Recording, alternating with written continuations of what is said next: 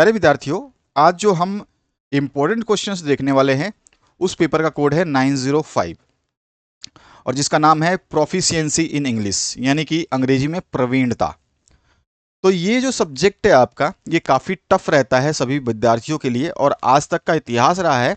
इसमें जो है 70 to 75% जो स्टूडेंट हैं इस क्वेश्चन पेपर से बाहर नहीं निकल पाते हैं, यानी कि फेल हो जाते हैं।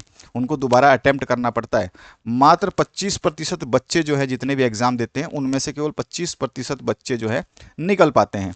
तो आपको तो इस पेपर को बहुत तरीके से आसानी से समझ करके तैयार करना है और बार बार आपको, क्योंकि मैं एग्जाम से पहले इसको दे रहा हूं, तो आपको इसको बार बार रिवाइज करते रहना है। जितनी बार आप रिवाइज करेंगे उतना ही बेहतरीन आप ये पेपर दे पाएंगे। ये चीज़ आपको ध्यान रखनी है। जितना मैक्सिमम आप रिवाइज करते हैं इस पेपर को, इसको करिए, क्योंकि इसमें जो रिजल्ट है केवल मात्र 25% ही आता है। बाकी 75 बच्चे जो है फेल हो जाते हैं। 100 अगर बच्चे एग्जाम देते हैं, टोटल 100 में से केवल 25% जो है बच्चे वो पास होते हैं, बाकी जो है 75% बच्चे जो इसमें फेल हो जाते हैं। तो ये बहुत इंपॉर्टेंट चीज़ है, आपको ध्यान रखना है। पहले क्वेश्चन की बात करते हैं। Teaching and learning is a journey from, इसमें पूछा है शिक्षण और सीखना जो है एक यात्रा है। कहाँ से कहाँ तक की यात्रा है? तो ये कंक्रीट टू एब्स्ट्रैक्ट भी है, यानी ठोस से लेकर अमूर्त भी है, और जो है ये आपका सरल से लेकर जटिल भी है, और साथ ही साथ जो है ये आपका अज्ञात से लेकर ज्ञात का भी यात्रा है, यानी कि ऑल ऑफ द वे, यानी उपरोक्त सभी सही हैं। यहाँ पे डी ऑप्शन करेक्ट हो जाएगा। दूसरे क्वेश्चन की बात करते हैं। दूसरा जो क्वेश्चन है, the method of teaching English adopted at present in school curriculum is, यहाँ पूछा गया वर्तमान स्कूली पाठ्यक्रम में अपनाई गई अंग्रेजी पढ़ाने की विधि क्या है? तो हमारा जो वर्तमान समय में जो अंग्रेजी पढ़ाने की विधि को अडॉप्ट किया गया है, अपनाई गई जो अंग्रेजी पढ़ाने की विधि है, वो है फंक्शनल कम्युनिकेटिव अप्रोच, यानी कि हम बोल सकते हैं कार्यात्मक संचार दृष्टिकोण। तो यह जो है आपका बी ऑप्शन करेक्ट हो जाएगा। इसके बाद जो तीसरा क्वेश्चन इसमें पूछा गया है, FCA is in opposition to, तो FCA जो है किसके विरोध में है?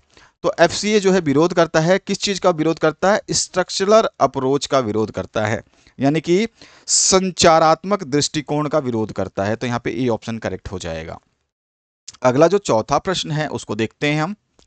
यहां बोला गया है आपसे, communicative language teaching replaced basically, तो यहां पूछा गया आपसे संचार भाषा शिक्षण मूल रूप से किसको विस्थापित करती है, किसको रिप्लेस करती है? तो संचार भाषा शिक्षण मूल रूप से जो है स्ट्रक्चरल टीचिंग को जो है रिप्लेस करती है, यानी कि संरचनात्मक शिक्षण को जो है ये क्या करती है? रिप्लेस करती है, इस जो कि आप स्थापित करती है इसको। इसके बाद जो पांचवा प्रश्न है इसमें पूछा गया है, direct method is also known as, तो यहां पूछा गया आपसे प्रत्यक्ष विधि को किस रूप में भी जाना जाता है? तो प्रत्यक्ष विधि के वो जो है हम नेचुरल मेथड भी बोलते हैं, जिसको हम बोल सकते हैं प्राकृतिक विधि के रूप में भी ये जाना जाता है। प्रत्यक्ष विधि को जो है प्राकृतिक विधि भी कहते हैं। इसके बाद जो नेक्स्ट क्वेश्चन है, यहाँ देखिए ध्यान से, यहाँ पूछा गया है grammar translation method stressed on, यानी कि व्याकरण अनुवाद विधि जो है ये जोर देता है, स्ट्रेस मतलब जोर देता है, किस पे देता है? तो व्याकरण अनुवाद विधि जो है ये आपके हमेशा एक्यूरेसी यानी सटीकता पे जोर देता है। Grammar translation method is basically use to teach, तो ग्रामर ट्रांसलेशन मेथड जो है जिसको हम बोलते हैं व्याकरण अनुवाद विधि जो है मूल रूप से किसको सिखाने के लिए प्रयोग किया जाता है? तो मूल रूप से जो है ये क्लासिकल लैंग्वेज, यानी कि हम बोल सकते हैं शास्त्रीय भाषा को सिखाने के लिए प्रयोग किया जाता है। इसके बाद जो नेक्स्ट क्वेश्चन है इसकी बात करते हैं। यहाँ पूछा गया the objective of direct method is, तो यहाँ पूछा गया है प्रत्यक्ष विधि का उद्देश्य क्या है? तो प्रत्यक्ष विधि का उद्देश्य जो है to develop a command over the target language, यानी कि जो भी हमने लक्ष्य भाषा को अपनाया है उसके ऊपर जो है कमांड विकसित करने के लिए जो है इसका डायरेक्ट मेथड का जो है ऑब्जेक्टिव होता है, उद्देश्य होता है। नेक्स्ट जो क्वेश्चन है, grammar translation method does not, तो यहाँ पे पूछा गया है कि व्याकरण अनुवाद विधि नहीं है, तो क्या नहीं है करती है ये? तो यहाँ पर जो है एनहेंस ए स्टूडेंट्स कम्युनिकेटिव स्किल, यानी कि ये क्या नहीं करती है? एक छात्र के संचार कौशल को जो है बढ़ाने का काम नहीं करती है। ग्रामर ट्रांसलेशन मेथड जो है ये छात्र के संचार जो कौशल है उसको बढ़ाने का काम नहीं करती है, क्या करती है? सटीकता पे ध्यान देती है। तो यहाँ पे सी ऑप्शन करेक्ट हो जाएगा। इसके बाद जो नेक्स्ट क्वेश्चन है उसकी बात करते हैं। यहाँ बोला गया आपसे traditional method goes against the, तो जो ट्रेडिशनल मेथड जिसको हम बोलते हैं, यानी कि जो पारंपरिक जो विधि है वो किसके खिलाफ जाती है, किसके अगेंस्ट होती है। तो जो पारंपरिक विधि है वो अगेंस्ट किसके जाती है, तो ये अगेंस्ट जाती है आपके पेडागोगिक प्रिंसिपल्स के, यानी कि जो आपके शैक्षणिक सिद्धांत है इसके विरोध में जाती है। ट्रेडिशनल मेथड जो है ये आपके शैक्षणिक सिद्धांत का खंडन करती है। नेक्स्ट जो क्वेश्चन है, द इंसिडेंटल और correlative method is known as, तो यहां पूछा गया आपसे आकस्मिक, इंसिडेंटल मतलब होता है आकस्मिक, या कोरिलेटिव मतलब होता है सहसंबंधी। तो आकस्मिक या सहसंबंधी विधि जो है किस रूप में जानी जाती है, तो इसको जो हम बोलते हैं रेफरेंस मेथड, यानी कि संदर्भ विधि के रूप में भी ये जानी जाती है। नेक्स्ट जो क्वेश्चन है उसकी बात करते हैं, journey from example to generalization is, तो जो हमारा उदाहरण से सामान्यकरण की तरफ जाते हैं, एग्जाम्पल टू किधर, जनरलाइजेशन, जनरलाइजेशन मतलब होता है सामान्यकरण। तो हम जब अपने उदाहरण से, किसी उदाहरण से सामान्यकरण की यात्रा करते हैं तो वो जो है वो क्या होता है, तो वो होता है journey from example to generalization is inductive. Inductive का मतलब होता है प्रेरक, ठीक है। तो उदाहरण से सामान्यकरण की तरफ की यात्रा जो है वो कैसी होती है, प्रेरक होती है। नेक्स्ट जो क्वेश्चन है इसमें पूछा गया which of the following is not a feature of writing. यहाँ बहुत सिंपल सा क्वेश्चन पूछा गया है, निम्नलिखित में कौन सा लेखन की विशेषता नहीं है। तो हम बताएंगे इसमें जो लेखन की विशेषता नहीं है ये क्या नहीं है। देखो कोहेजन तो होता है लेखन की विशेषता में, जिसको हम सामंजस्य बोलते हैं, ठीक है। लॉजिकलिटी भी होता है जिसको हम तार्किकता बोलते हैं, ठीक है। और कॉन्सिसनेस भी होता है जिसको हम संक्षिप्तीकरण भी बोलते हैं, तो ये भी होता है। लेकिन इसमें पूछा है which of the following is not a feature of writing, यानी निम्न में से कौन सा लेखन की विशेषता नहीं है, तो वो है रैंडमसम। रैंडमनेस जो है ये जो है इच्छायुक्ता, यानी कि आपकी इच्छा के हिसाब से, तो ये जो है इसकी क्या नहीं है, फीचर नहीं है। तो ये हमारा जो है इसका राइट आंसर हो जाएगा।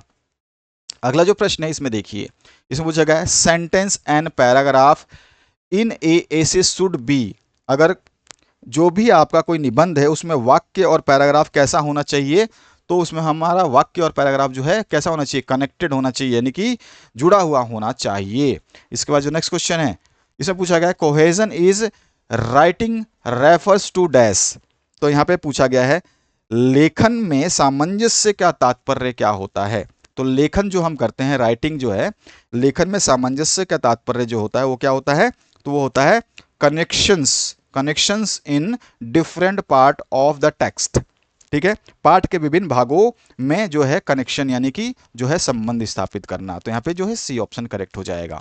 अगला जो प्रश्न है उसकी बात करते हैं।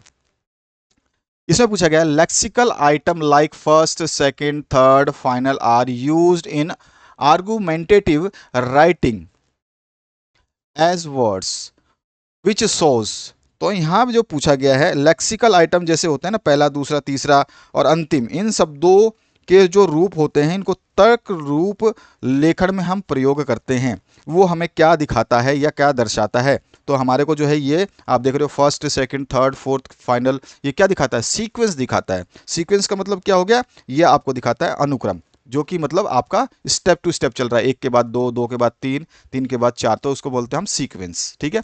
नेक्स्ट जो क्वेश्चन है cohesion is A dash aspect of writing, तो यहाँ पूछा गया है सामंजस्य एक खाली स्थान जो है लेखन का पहलू है। तो यहाँ पे पूछा गया सामंजस्य जो है खाली स्थान लेखन का पहलू है, तो ये कैसा है, स्टाइलिस्टिक, तो यानी कि ये कैसा है, शैलीगत होती है। Cohesion is a stylistic aspect of writing, शैलीगत जो है ये होती है। नेक्स्ट जो क्वेश्चन है इसमें पूछा गया है, इसकी बात करते हैं। इसमें पूछा गया है statistical evidences are dash to argumentative writing, तो यहाँ पूछा गया है, जो आपका क्वेश्चन पूछा गया ध्यान से समझना है हर क्वेश्चन को, ठीक है। जो सांख्यिकी होता है ना, स्टैटिक्स जिसको बोलते हैं, तो सांख्यिकी साक्ष्य, एविडेंस क्या होता है, साक्ष्य है किसका, टू आर्गुमेंट राइटिंग, यानी कि तर्कपूर्ण लेखन का। तो कैसा है ये, तो ये जो है आपका कंडक्टिव है, यानी कि अनुकूल है। इसके बाद जो नेक्स्ट क्वेश्चन है व्हाट आर सिनोनिम्स, तो यहाँ पे जो है समानार्थी शब्द जो है क्या होते हैं ये पूछा गया है आपसे। तो यहाँ पे हमने आंसर भी लिखा है वो शब्द जो आपके निकट संबंधी अर्थों को दो या दो से अधिक रूप में जो है दिखाते हैं, उन्हीं को जो है हम सिनोनिम्स यानी समानार्थी शब्द कहते हैं। टू और more than two words with very close related meanings are called synonyms. यानी सिनोनिम्स क्या होते हैं? समानार्थी शब्द का मतलब है कि मैंने कोई एक वर्ड बोला, जैसे कि कमल बोला, तो कमल को जो है हम पंकज भी बोलते हैं, तो पंकज क्या है? इसका रिलेटेड वर्ड है ना। इस तरह से हमारे जो सिनोनिम्स कहलाते हैं। One who can not speak, जो बोल नहीं सकता उसको हम क्या बोलते हैं? डंप बोलते हैं। डंप को जब हम हिंदी में बोलेंगे तो इसको बोलते हैं मुख। ठीक है। इसके बाद जो नेक्स्ट क्वेश्चन है, one who speaks to languages, जो दो भाषा बोलता है वो व्यक्ति क्या कहलाता है? तो उसको बोलते हैं द्विभाषी, यानी कि बाइलिंगुअल। उसके बाद जो है वन हु इज इल, तो जो बीमार होता है उसको हम क्या बोलते हैं? तो उसको हम बोलते हैं पेशेंट, यानी कि पेशेंट का मतलब क्या होता है? रोगी। नेक्स्ट जो क्वेश्चन है, वन हु मेक्स पोट, यानी कि जो बर्तन बनाने वाला है उसको हम क्या कहते हैं? उसको पॉटर बोलते हैं, जिसको हम हिंदी में कुम्हार बोलते हैं। नेक्स्ट जो क्वेश्चन है इसमें पूछा गया आपसे, one who can not here, यानी कि जो है आपका सुन नहीं सकता है उसको हम क्या बोलते हैं? तो उसको हम डीफ बोलते हैं, यानी कि बहरा बोलते हैं। गवर्नमेंट बाई वन पर्सन, यानी कि जो है हम कह सकते हैं कि एक व्यक्ति द्वारा जो सरकार चलाई जाती है वो क्या बोलती है बुलाया जाता है? उसको हम बोलते हैं एरिस्टोक्रेसी, यानी कि आपका एक का ही जो है अधिकार होता है, जिसको अभिजात वर्ग भी बोला जाता है पूर्ण रूप से हिंदी में। वन हु टीचेस, जो शिक्षा देता है वो क्या कहलाता है? तो वो हमारा टीचर कहलाता है, आप सभी को पता है शिक्षक कहलाता है।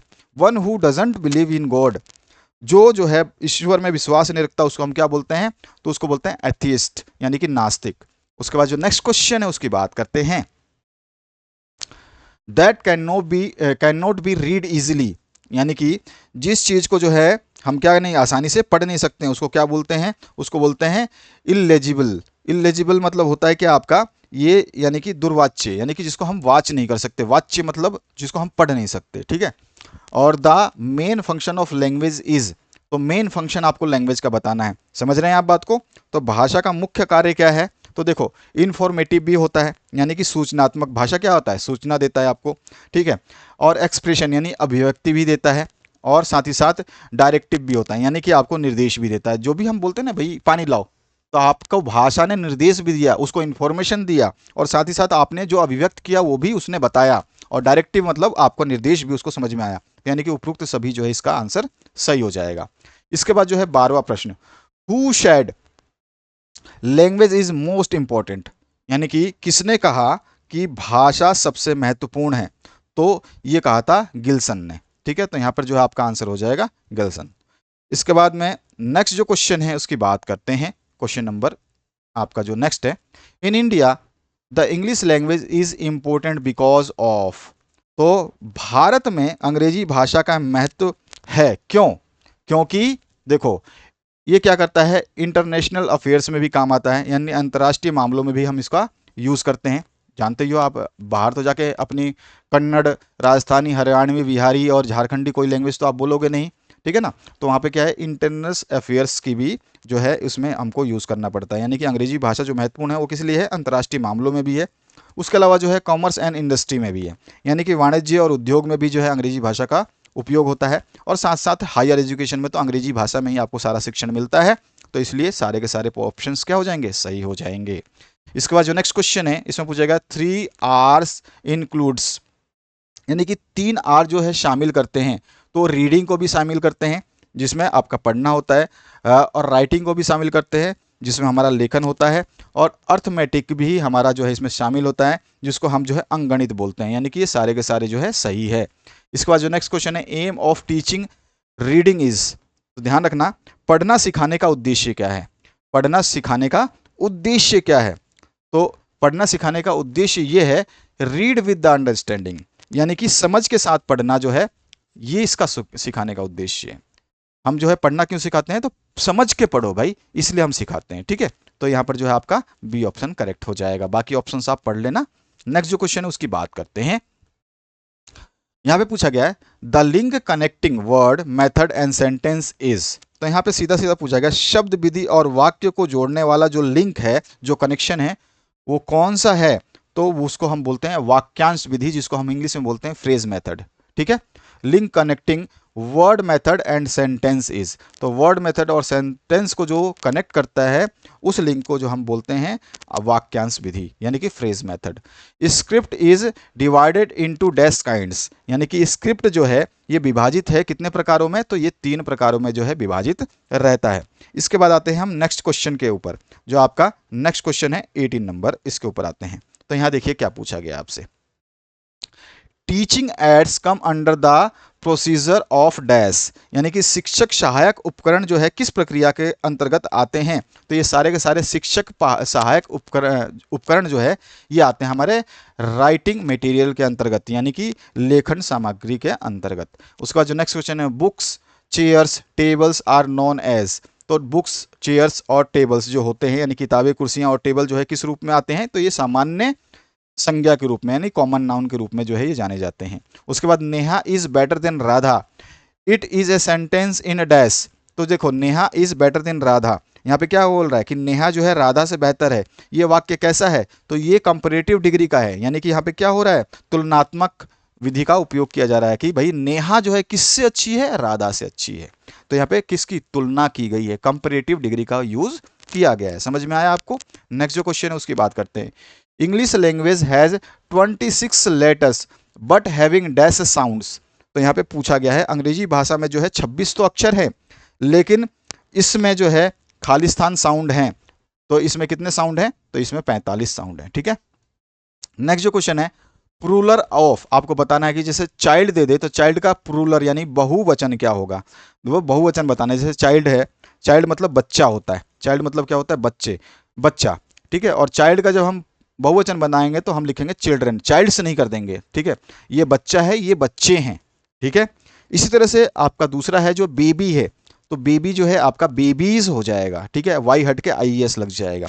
ऑक्स जो है आपका बैल है, तो इसका जो है दूसरा प्लूरल बहुवचन जो हो जाएगा वो क्या हो जाएगा आपका, वो हो जाएगा ऑक्सेन।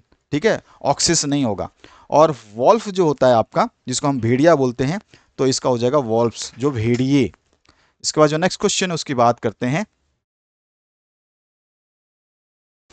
There are dash vowels and dash consonant in English language. तो अंग्रेजी भाषा में खालिस्तान स्वर और खालिस्तान व्यंजन हैं। तो आपके 5 स्वर हैं और 21 व्यंजन हैं। ठीक है। टोटल 26 लेटर्स होते हैं, जिसमें 5 आपके AIOU जो है आपके क्या हैं, स्वर हैं, वॉवेल्स जिनको बोला जाता है। बाकी बचे हुए जो है आपके व्यंजन हैं। नेक्स्ट जो क्वेश्चन है इसमें पूछा गया, rewrite the sentence using too, यानी कि जो यहाँ पर वाक्य दिया है इसको फिर से लिखना है। किसका प्रयोग करना है आपको, टू और टू का प्रयोग करना है। तो क्वेश्चन में लिखा गया आपका, Rahul is very weak full stop he can not run fast. तो इसको जब हम टू से कनेक्ट करेंगे तो ये हो जाएगा Rahul is too weak to run fast. ठीक है। तो ये सिंपल सा वर्ड होता है, इसकी प्रैक्टिस आपको करनी होगी। नेक्स्ट जो क्वेश्चन है उसकी बात करते हैं। यहाँ पे कोई भी वर्ड्स चेंज हो सकता है, किसी तरह का क्वेश्चन पूछ सकता है, ग्रामर रिलेटेड क्वेश्चन पूछने तो उसको। Script is use in newspaper books magazine etcetera.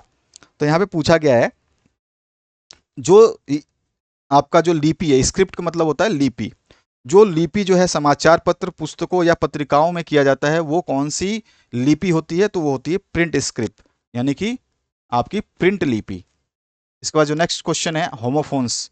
तो होमोफोन्स का मतलब क्या होता है, होमोफोन्स मतलब एक जैसे साउंड करने वाले, सेम साउंड देते हैं, सेम साउंड देंगे आपको। अब सेम साउंड का मतलब क्या है कि जैसे सेल बोलो, तो इसमें हमने बोला स्पेलिंग CELL, ये भी क्या बोलोगे आप, सेल। और दूसरा आपका जो है एक और आता है SELL, तो यहाँ पे भी क्या होता है, ये भी होता है सेल। लेकिन एक जो है ये सेल जो है कैसा है, टेलीफोन वाला सेल है, और ये दूसरा सेल जो है ये आपका बेचने वाला सेल है। तो ये सेल क्या है, होमोफोन्स है। तो सेम साउंड जो आपका प्रकट करते हैं वो होमोफोन्स कहलाते हैं। आपको ध्यान रखना है। एग्जाम्पल्स पूछ लेता है कभी कभी, होमोफोन्स के एग्जाम्पल दीजिए, या होमोफोन्स क्या होते हैं, तो मैंने बता दिया सेम साउंड्स के 2 वर्ड्स हैविंग डिफरेंट मीनिंग और कॉल्ड होमोफोन्स। दोबारा बोल रहा हूँ, आपके जो होमोफोन्स होंगे अगर उसकी डेफिनेशन पूछेगा तो 2 types of words having same sound but different meaning और कॉल्ड होमोफोन्स। यानी कि होमोफोन्स वो शब्द कहलाते हैं जो बोलने में तो एक जैसे लगते हैं, लेकिन उनके बीच में या उनके अर्थों में भिन्नता होती है। ठीक है। जैसे आप देखेंगे दूसरा फेयर, तो ये फेयर जो होता है ना, FAIR, ये फेयर मतलब उचित। अरे ये फेयर खेल रहा है, तो हम नहीं बोलते हैं उचित है, ये फेयर, ठीक है। फेयर मतलब ये भी होता है कि गोरा भी होता है, तो उसको तो हम ज़्यादा यूज़ नहीं करते हैं। तो फेयर मतलब कि ठीक है, सही है। और एक होता है फेयर, ये होता है किराया, ठीक है। तो ये भी फेयर है, ये भी फेयर है, बोलने में तो दोनों ही फेयर है, लेकिन यहाँ पे स्पेलिंग का अंतर है, ठीक है। तो आपको समझ में आ गया होगा, होमोफोन्स मतलब होते हैं दो वर्ड्स जिनका अपना स्पेलिंग्स अलग हैं, ठीक है, बोलने में एक जैसे लगते हैं और मीनिंग अलग निकलती है, उन्हीं को हम होमोफोन्स बोलते हैं। जैसे डियर, अब ये जो DEAR है ना, इस डियर का मतलब होता है प्रिय। जैसे हम बोलते हैं डियर स्टूडेंट्स, तो इसका मतलब, अब डियर का मतलब लिखने का मतलब नहीं है प्रिय मतलब तुम मेरी आत्मा हो, ऐसा कुछ नहीं है। तो डियर मतलब हो गया कि हम किसी को संबोधित करते हैं प्रिय से, dear my child, dear my parents, तो क्या होता है डियर सर, तो उनसे हम प्यार मोहब्बत नहीं करते हैं। यहाँ पे प्रिय का मतलब है कि संबोधित करना, और उस लैंग्वेज में संबोधित करना जिसमें अपनापन दिखाई दे, तो ये डियर। और एक होता है DEER, डियर, दोनों बोलने में सेम है। तो यहाँ पे जो है इस डियर का मतलब होता है हिरण। तो ये क्या होते हैं, होमोफोन्स होते हैं। जैसे आई मतलब होता है आँख, ठीक है, और केवल एक वर्ड होता है हिंदी अंग्रेजी का आपका आई, जिसका आई का मतलब होता है मैं और आंख दोनों बराबर थोड़ी होंगे। तो ये सारे के सारे क्या है, बोलने में तो एक जैसे हैं, लेकिन इनका जो उच्चारण है, यानी कि जो इनका अर्थ निकल रहा है, वो भिन्न भिन्न है। तो the words which having same sounds in translation but having different meanings are called homophones. आप बहुत तरीके से इसकी डेफिनेशन लिख सकते हैं, बस आपको समझ में आना चाहिए। क्लियर होगा आपको? नेक्स्ट क्वेश्चन बात करते हैं। अगला जो प्रश्न है यहां पूछा गया, English our major window on the modern world, who says. यहां पे पूछा गया आधुनिक दुनिया में अंग्रेजी हमारी प्रमुख खिड़की है, ये इस कथन किसका है? तो इसको बोला था पंडित जवाहरलाल नेहरू ने। इसके बाद नेक्स्ट क्वेश्चन है, who says if a speaker tells freely and fluently in his own language he can soon learn to speak well and easily in other language। तो इसमें पूछा गया वो कौन कहता है, यदि कोई व्यक्ति है या कोई स्पीकर है यानी कि वक्ता है, ठीक है, वो अपनी भाषा में स्वतंत्र रूप से प्रवाहपूर्ण जो है बोल पाता है, तो वो जल्द ही जो है दूसरी भाषा में जो है आसानी से निपुणता हासिल कर लेगा, यानी कि दूसरी भाषा को आसानी से बोलना सीख लेगा। तो ये जो है शब्द किसके कहे गए थे? तो ये पी गुर्रे ने कहा था। तो यहाँ पे जो आपका पी गुर्री जो है इसका आंसर हो जाएगा। Who says mother tongue is the basis of all words. तो किसने कहा था कि मातृभाषा ही सभी शब्दों का जो है आधार है? तो इसको कहा था रायबर्न ने, ठीक है। नेक्स्ट जो क्वेश्चन है, who propagated ding dong theory. तो डिंग डोंग थ्योरी का सिद्धांत यानी कि डिंग डोंग सिद्धांत जो है इसका प्रचार किसने किया था, प्रोपोगेट किसने किया था? मैक्स मूलर ने किया था, ठीक है। तो यहाँ पे मैक्स मूलर जो है इसका आंसर हो जाएगा। इसके बाद आते हैं और छोटे क्वेश्चंस देखते हैं, बड़े क्वेश्चंस भी देखेंगे, सारे देखेंगे। What is the universal language of science. तो यहाँ पर जो है पूछा गया है विज्ञान की सार्वभौमिक यानी कि पूरे संसार में जो भाषा यूज होती है वो कैसी होती है? तो यहाँ पर हम बोलेंगे पूरे संसार में जो यूनिवर्सल लैंग्वेज जो है साइंस की यानी विज्ञान की जो भाषा है वो इंग्लिश है, अंग्रेजी है। इसके बाद जो है नेक्स्ट क्वेश्चन है, लैंग्वेज इज। तो यह भाषा है, तो भाषा क्या है? तो भाषा जो है स्पीच है, ठीक है। भाषा क्या है? स्पीच है। स्पीच मतलब क्या हो गया कि एक तरह से भाषण है। भाषा क्या है? हम बोल करके ही बताते हैं। अब उसको हम थोड़ा सा आपस में बोलते हैं तो हम बोलते हैं उसको हम कि आपस में जो है कम्युनिकेट कर रहे हैं, हम आपस में संचार कर रहे हैं। वही अगर जा कर के हम किसी मंच पे दे दे तो वही हो जाएगा भाषण। तो भाषा क्या है? ये आपका जो है एक तरह से स्पीच है, भाषण है, जो कि हम अभिव्यक्त करते हैं। बाकी गेस्चर नहीं है। गेस्चर मतलब क्या होता है? गेस्चर का मतलब है इशारा, इशारा नहीं है, साथ ही साथ फीलिंग नहीं है, भावना भी नहीं है, और साथ ही साथ साउंड नहीं है, ध्वनि नहीं है, ठीक है। तो लैंग्वेज क्या है? स्पीच है। इसके बाद जो नेक्स्ट क्वेश्चन है इसमें पूछा गया है, a child his mother tongue by ways of. यहां पे देखिए ए चाइल्ड, यहां पे मिस्टेक है इस क्वेश्चन में।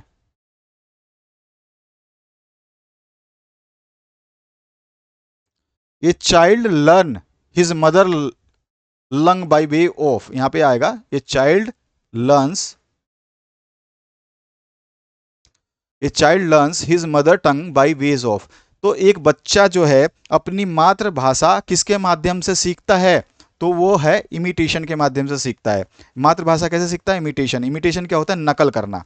यानी कि आप बोलते हो जैसा आपका बच्चा बोलना सीख जाता है। आप लोगों को तो अच्छी तरह से, आप में से मैक्सिमम जो DLED स्टूडेंट्स कर रहे हैं वो वैवाहिक जीवन में जो है संपन्न हो चुके होंगे, तो आपको अच्छी तरह से पता है कि इमिटेशन जो होता है ये नकल करना होता है, ठीक है ना। एक बच्चा जो अपनी मातृभाषा किसके माध्यम से सीखता है, तो नकल करके सीखता है, ठीक है ना। आप उसको स्टार्टिंग से सिखाते नहीं है, स्टार्टिंग के 1 से 2 साल तो आप उससे ये भी नहीं बोलते बोलो पापा, बोलो मम्मी, मैं ही तुम्हारा पापा हूँ, मैं ही तुम्हारी मम्मी हूँ, ऐसा कुछ तो बोलते नहीं आप। वो अपने आप ही जो है सिंपली धीरे धीरे वो सीख जाता है, बहुत सारी चीज़ें सीख जाता है। चलो आप पापा मम्मी कहना भी सिखा देते हो, लेकिन उसके अलावा जो आप बातें करते हो घर में आपस में एक दूसरे को, वो सुनता रहता है, उसके माइंड में सेट होता रहता है और वो धीरे धीरे वो बात को सीख जाता है। क्योंकि आप जानते हो कि बच्चों को हम जो है सारी चीज़ें नहीं सिखाते हैं, बहुत सारी चीज़ें जो है वो अपने एनवायरनमेंट से सीखता है। अगला जो क्वेश्चन है इसमें हो जाए listening, speaking, reading and writing are. अब यहाँ पे बहुत सिंपल सा क्वेश्चन पूछा गया है कि सुनना, बोलना, लिखना और पढ़ना जो है ये क्या है, तो ये सारे के सारे वर्बल स्किल हैं, यानी कि हमारे जो है ये मौखिक कौशलों में शामिल होते हैं। किस में होते हैं, मौखिक कौशलों में। वर्बल मतलब मौखिक। विच वर्ड इज मोनोसाइल सिलेबिक, तो यहाँ पे पूछा गया है आपसे कौन सा शब्द जो है एक अक्षरी है। एक अक्षरी का मतलब जो है आपको बताना है। मोनोसाइब्लिक जो है ये कैसा है, तो ये आपका एक अक्षरी जो शब्द है वो है आपका पॉट। पॉट जो है एक अक्षरी है जिसको हम बोल सकते हैं बर्तन, ठीक है। तो ये जो है आपका एक अक्षरी बोला जाता है। Which word is monosyllabic. Monosyllabic का मतलब होता है एक अक्षरी या एकाक्षरी, ठीक है, एकाक्षरी बोलते हैं इसको, बोल दिए एकाक्षरी, इस तरह से बोला जाता है इसको, मोनोसिलेबिक को, एकाक्षरी। इसके बाद जो है next question, which one is a quality of good listener. तो गुड लिसनर की बात कर रहा है, यानी कि कौन सा जो है इसमें दिया गया ऑप्शंस में एक अच्छे श्रोता का गुण है। अच्छे श्रोता का गुण कौन सा है ये आपको बताना है। तो हमारा जो आंसर हो जाएगा वो हो जाएगा साइकोलॉजिकल व्यू, यानी कि मनोवैज्ञानिक जो है उसका ध्यान है वो जो है एक आपका एक अच्छे स्पीकिंग एंड लिसनिंग, सॉरी यहाँ पे गुड लिसनर की बात हो रही ना, मैंने तो यहाँ पे आपका cyclic view. Which one is quality of a good listener, यानी कि अच्छे श्रोता का गुण क्या है, तो एक अच्छा श्रोता जो सुनने वाला होता है वो क्या होता है, अटेंटिव होता है, यानी कि सतर्क रहता है। साथ ही साथ जो है ओपन माइंड होता है, यानी उसका दिमाग उस समय खुला होता है। सुनने वाला कैसा होगा, तो ये चीज़ आपको ध्यान बताना है। लिसनर जो होता है ना, जो सुनने वाला, मैं आपको बोल रहा हूँ तो आप कैसे होंगे, अटेंटिव होंगे, जो मैं आपको बात देने वाला हूँ या बता रहा हूँ उसको आप सतर्कता से सुन रहे होंगे। ओपन माइंडेड, आपका दिमाग खुला होगा, अगर दिमाग बंद होगा तो आपको तो समझ में नहीं आएगा। और साथ ही साथ अप्रिसिएटिव भी होता है, यानी कि एक गुड लिसनर है ना, अरे वाह यार तुम तो मेरी बात को समझ गए, यानी कि अप्रिसिएटिव यानी सराहनीय भी होता है। तो ये सारे के सारे जो है ये क्वालिटीज़ जो है एक गुड लिसनर में पाए जाते हैं। The process of speaking and listening is based on, यहाँ पूछा गया है कि आपका बोलने और सुनने की प्रक्रिया किस पर आधारित होती है। तो बोलने और सुनने की प्रक्रिया जो है यहाँ पर साइकोलॉजिकल व्यू जो होती है आपके मनोवैज्ञानिक स्थिति के रूप में जो है क्या होती है, उसके ऊपर बेस होती है कि आपका मनोविज्ञान मतलब आपका माइंड कैसा प्रिपेयर है उसके लिए। बोलना और सुनना की प्रक्रिया किस पे आधारित होती है, आपके साइकोलॉजी के ऊपर, आपकी मानसिक स्थिति के ऊपर जो है ये आधारित होती है। तो यहाँ पर जो है हमारा ए ऑप्शन करेक्ट हो जाएगा, ठीक है। आगे नेक्स्ट क्वेश्चन की बात करते हैं। Aim of teaching reading is to, तो यहाँ पूछा गया है आपसे पढ़ना सिखाने का उद्देश्य क्या है। जो aim of teaching reading is to, तो जो हमारे को रीडिंग जो है यानी कि पढ़ना सिखाने का उद्देश्य क्या है, जो हम पढ़ते हैं उसको सिखाता है जो टीचर, तो उसका उद्देश्य क्या है। तो उसका उद्देश्य है टू रीड विद अंडरस्टैंडिंग, यानी कि समझ के साथ पढ़ना जो है इसका उद्देश्य है। समझ के साथ पढ़ो भाई, ये हमारा उद्देश्य है। इसके बाद जो नेक्स्ट क्वेश्चन है, there are dash kind of reading, तो यहाँ पे आपको बताना है कितने प्रकार के जो है पढ़ने के तरीके होते हैं। तो ये 6 तरीके होते हैं, इन 6 तरीकों के बारे में हम आगे बात करने वाले हैं, ठीक है। There are 6 kind of reading. इसके बाद जो है इसमें आपका नेक्स्ट क्वेश्चन पूछा जाता, how many kind of script are there in writing English are. तो यहाँ पूछ गया है अंग्रेजी लिखने में कितने लिपियों का प्रयोग किया जाता है। तो यहाँ पर जो है मेनली 3 लिपियों का प्रयोग किया जाता है, इसीलिए हमारा आंसर हो जाएगा 3। नेक्स्ट जो क्वेश्चन है, the number of kinds of letter, तो आपको बताना है अक्षरों के प्रकारों की संख्या कितनी होती है। तो आपके अक्षरों के प्रकारों की संख्या जो है मात्र 2 होती है, तो यहाँ पे 2 इसका आंसर हो जाएगा। नेक्स्ट जो क्वेश्चन उसकी बात करते हैं, द क्रिएटिव राइटिंग इज, यानी कि यहाँ पे पूछा गया है कि रचनात्मक लेखन है। क्रिएटिव राइटिंग मतलब रचनात्मक लेखन क्या है? तो रचनात्मक लेखन जो है expression of thoughts in a imaginative way, यानी कि कल्पनाशील तरीके से विचारों की अभिव्यक्ति जो है वो क्या कहलाती है? आपकी रचनात्मक लेखन कहलाती है। तो इसलिए हमारा सी ऑप्शन करेक्ट हो जाएगा। नेक्स्ट जो क्वेश्चन है, language is a very important dash of human life. तो जो है भाषा एक बहुत ही महत्वपूर्ण खाली स्थान है किसका? मानव जीवन का। तो क्या है ये एक तत्व है, एलिमेंट है, ठीक है ना। इसके बाद जो नेक्स्ट क्वेश्चन है, dash forms the background of the English. तो यहाँ पे पूछा गया है अंग्रेजी की पृष्ठभूमि जो है किससे बनती है? तो हमारे मदर टंग से बनती है, यानी कि मातृभाषा से जो है हमारी जो पृष्ठभूमि तैयार होती है। नेक्स्ट जो क्वेश्चन इसमें पूछा गया है, reading has been divided into dash and dash reading and loud reading. तो यहाँ पे पूछा गया आपसे जो रीडिंग है ना, यानी पठन है, वो डिवाइड है।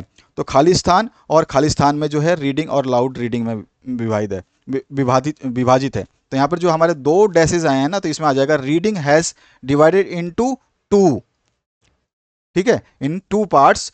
एक तो है आपका साइलेंट रीडिंग और दूसरा है लाउड रीडिंग। पहला जो है आपका साइलेंट रीडिंग और दूसरा जो है आपका लाउड रीडिंग, ध्यान रखना है। तो यहाँ पे यही चीज़, जैसे आंसर तो दे ही दिया है, आपको बस याद रखना है, ठीक है। इसके बाद जो देखिए, डैश लेटिन वर्ड मीन्स टंग। तो टंग का जो लेटिन वर्ड, लेटिन भाषा है, लेटिन शब्द का अर्थ है जीव। तो कौन सा वो जीव, जीव की भाषा जो है, लेटिन वर्ड में हम जो है जीव को कैसे लिखते हैं? तो उसको बोलते हैं लिंगुआ, ठीक है। इसके बारे में भी हम आगे जानेंगे ये क्या है। अगला जो क्वेश्चन है, नजल कॉन्स्टेंट आर। तो यहाँ से पूछा गया है नाक के व्यंजन है जो नाक से बोले जाते हैं। तो यहाँ पे बोलेगे एम, एन। आप जब भी बोलोगे तो इसमें एम, एन ऐसे नहीं बोलोगे आप, एम बोलोगे तो इसमें आपके नाक की सबसे ज़्यादा उपयोगिता होती है एम और एन में, ठीक है। तो ये नजल कॉन्स्टेंट है, नाक के वाले व्यंजन है। इसके बाद जो नेक्स्ट क्वेश्चन है, इसमें पूछा गया आपसे देयर आर डैश वॉवेल्स। तो वॉवेल्स कितने होते हैं? मैंने बताया था स्वरों की संख्या जो 5 है, जिसको मैंने यहाँ पे लिख दिया है, ए ई आई ओ यू जो है ये 5 ही स्वर होते हैं। इसके बाद जो नेक्स्ट क्वेश्चन है, increasing of vocabulary gives dash for speaking. यानी कि हमसे पूछा गया है शब्दावली में अगर हम इंक्रीज करेंगे वोकेबलरी, वोकेबलरी क्या होती है? हमारी शब्दावली होती है। तो शब्दावली को हम जितना इंक्रीज करेंगे तो हमारे को खाली स्थान स्पीकिंग यानी बोलने के लिए देगा। क्या देगा? कॉन्फिडेंस देगा, ठीक है ना। हमारे को क्या देगा? आत्मविश्वास देगा। जितना हम अपनी वोकेबलरी इंक्रीज करेंगे उतना हमारे स्पीकिंग यानी बोलने की शक्ति में क्या होगा? कॉन्फिडेंस विकसित होगा, यानी कि आत्मविश्वास विकसित होगा। नेक्स्ट जो क्वेश्चन है, while reading our eyes move.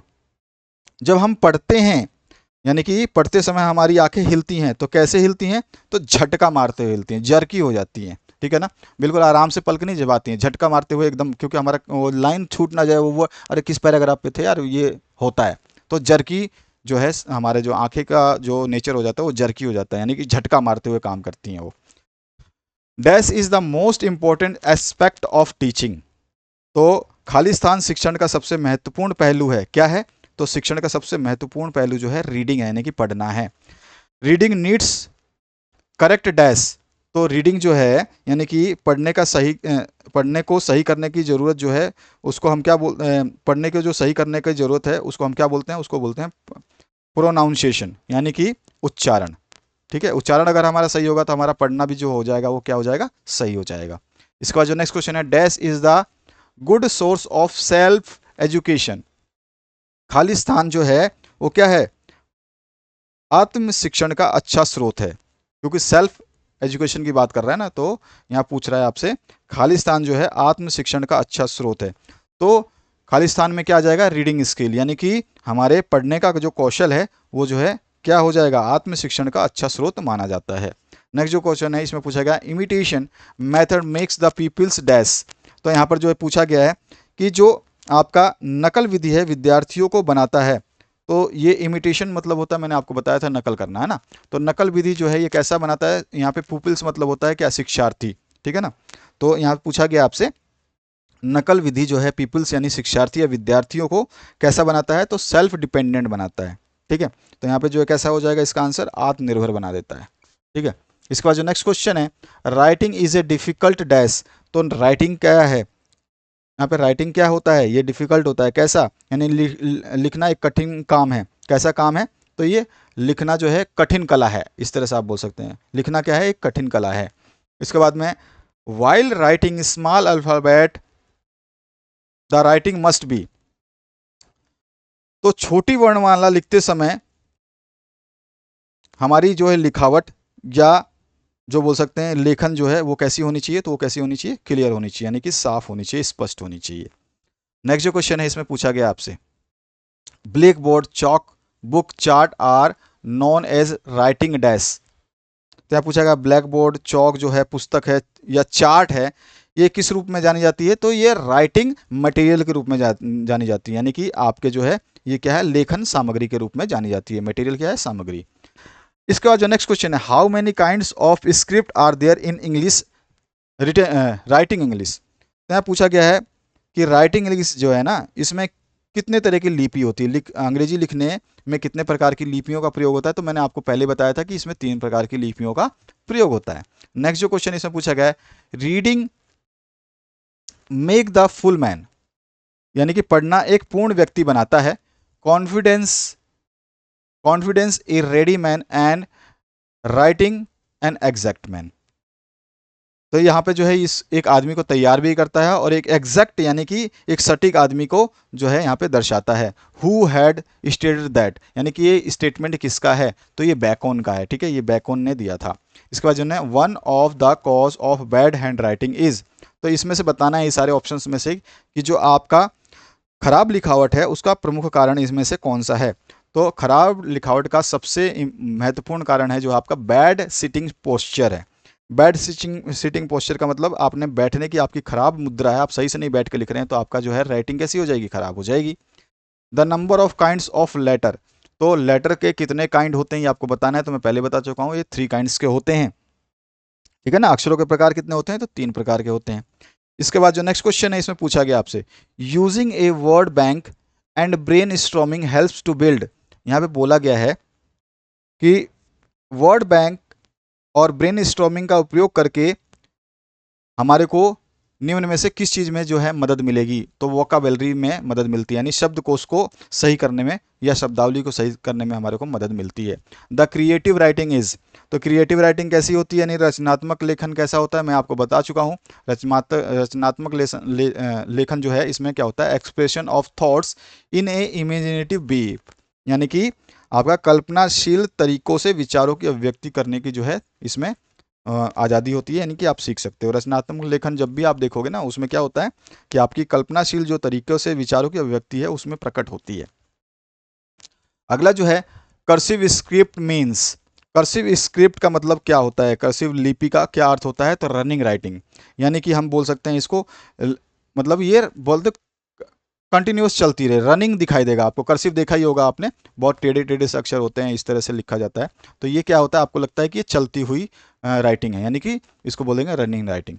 इसके बाद जो है the 4 different types of language in writing, तो इसमें लेखन भाषा में लेखन में भाषा के 4 अलग अलग प्रकार होते हैं, वो कौन कौन से होते हैं, क्योंकि इसमें पूछा है 4 डिफरेंट टाइप्स, कौन कौन से होते हैं, तो यहाँ पे होता है एक्सपोसिटोरी और डिस्क्रिप्टिव और परसुएसिव एंड नैरेटिव, ये चारों प्रकार होते हैं, तो इनको आपको याद रखना है। तो ये ऑप्शन आपका करेक्ट हो जाएगा, जिसमें उजागर होता है, वर्णनात्मक होता है, प्रेरक होता है और कथात्मक होता है। इसके बाद जो नेक्स्ट क्वेश्चन है उसकी बात करते हैं। इसमें पूछा गया precise writing is a form of, precise writing किसका फॉर्म है, यानी कि आप बोल सकते हैं बिल्कुल बहुत अच्छा जो लेखन है वो किसका रूप है, तो जो है ये आपका कंपोजिशन का यानी संरचना का एक अच्छा रूप माना जाता है। प्रिंट स्क्रिप्ट इज इन विच, तो यहाँ पे पूछा गया आपसे प्रिंट स्क्रिप्ट किस में होती है, तो प्रिंट स्क्रिप्ट जो होती है वो कैसी होती है, letter of a word are not join together. Print script कैसी होती है, तो एक शब्द के अक्षर जो है एक साथ नहीं जुड़े होते हैं, वो जो है वो प्रिंट स्क्रिप्ट कहलाती है। सारे जो हमारे न्यूज़पेपर्स हैं, जो हमारे बुक्स छपती हैं, वो सारे के सारे किस में छपती हैं, प्रिंट स्क्रिप्ट में छपती हैं। इसमें लेटर्स जो हैं वो वर्ड्स जो हैं वो अलग अलग होते हैं। Aim of teaching reading is to, पढ़ना सिखाने का उद्देश्य क्या होता है, तो समझने के साथ पढ़ना, ये कई बार मैं बता चुका हूँ आपको। आगे बढ़ते हैं नेक्स्ट क्वेश्चन की तरफ।